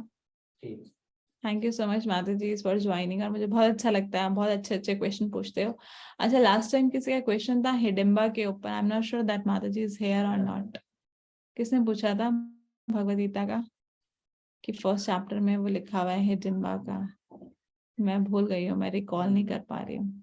सो उसमें हिडिम्बा नहीं लिखा, उसमें हिडिम्ब लिखा है। हिडिम्ब और हिडिम्बा भाई बहन थे आपस में, तो भीम जी ने हिडिंब को मारा था, हिडिंब राक्षस को मारा था। वो एक्चुअली इंग्लिश में हम हर चीज के आगे ए लगा देते हैं तो वो हिडिंबा पढ़ने में आ रहा होगा, पर वो हिडिंब राक्षस है। जैसे राम जी के आगे राम RAM में लिख देते हैं ना, तो ऐसे हिडिंब के आगे ए लगा दिया तो हिडिंबा ऐसे हो गया। बट वो हिडिंब को मारा था राक्षस को, उसकी बहन को नहीं मारा था भीम जी ने। तो वो हिडिंब के बारे में आता है भगवत गीता में। अगर वो माता जी का किसी को नाम याद है तो आप प्लीज बता दीजिएगा ना, नहीं तो मैं ग्रुप में डाल दूंगी एक बार वो answer. Thank you so much Shweta माता जी, मुझे भी बहुत अच्छा लगता है आप सबका से भगवत गीता साथ में पढ़ना। हम सब साथ में, अच्छा है कि हम ऐसे करके भगवत गीता समझ पाएंगे, कुछ ना कुछ तो हम सीख पाएंगे भगवत गीता से। तो ये सेकंड चैप्टर आज हमारा कंप्लीट हुआ। नेक्स्ट वीक हम थर्ड चैप्टर करेंगे। सेकंड चैप्टर आप सब प्लीज पढ़िए, और क्विज हम कल या परसों तक क्विज डाल देंगे ग्रुप में, आप सबको क्वेश्चन आंसर करना है, ठीक है? अच्छे से पढ़ के क्विज कीजिए ताकि हमारा पूरा कोर्स अच्छे से रहे ना, सिर्फ सुनना नहीं है, हमें अच्छे से पढ़ना भी है ताकि हमें समझ आए भगवत गीता। कोई भी क्वेश्चन हो पढ़ने के बाद तो आप पूछ सकते हैं। Okay, thank you so much. Hare Krishna, प्रणाम। हरे कृष्ण माता जी। कृपा नाम पावनेभ्यो वैष्णवेभ्यो। हरे कृष्ण। हरे कृष्ण माता जी प्रणाम। हरे कृष्ण। हरे हरे कृष्णा कृष्णा माता जी प्रणाम। माता जी प्रणाम। हरे कृष्ण।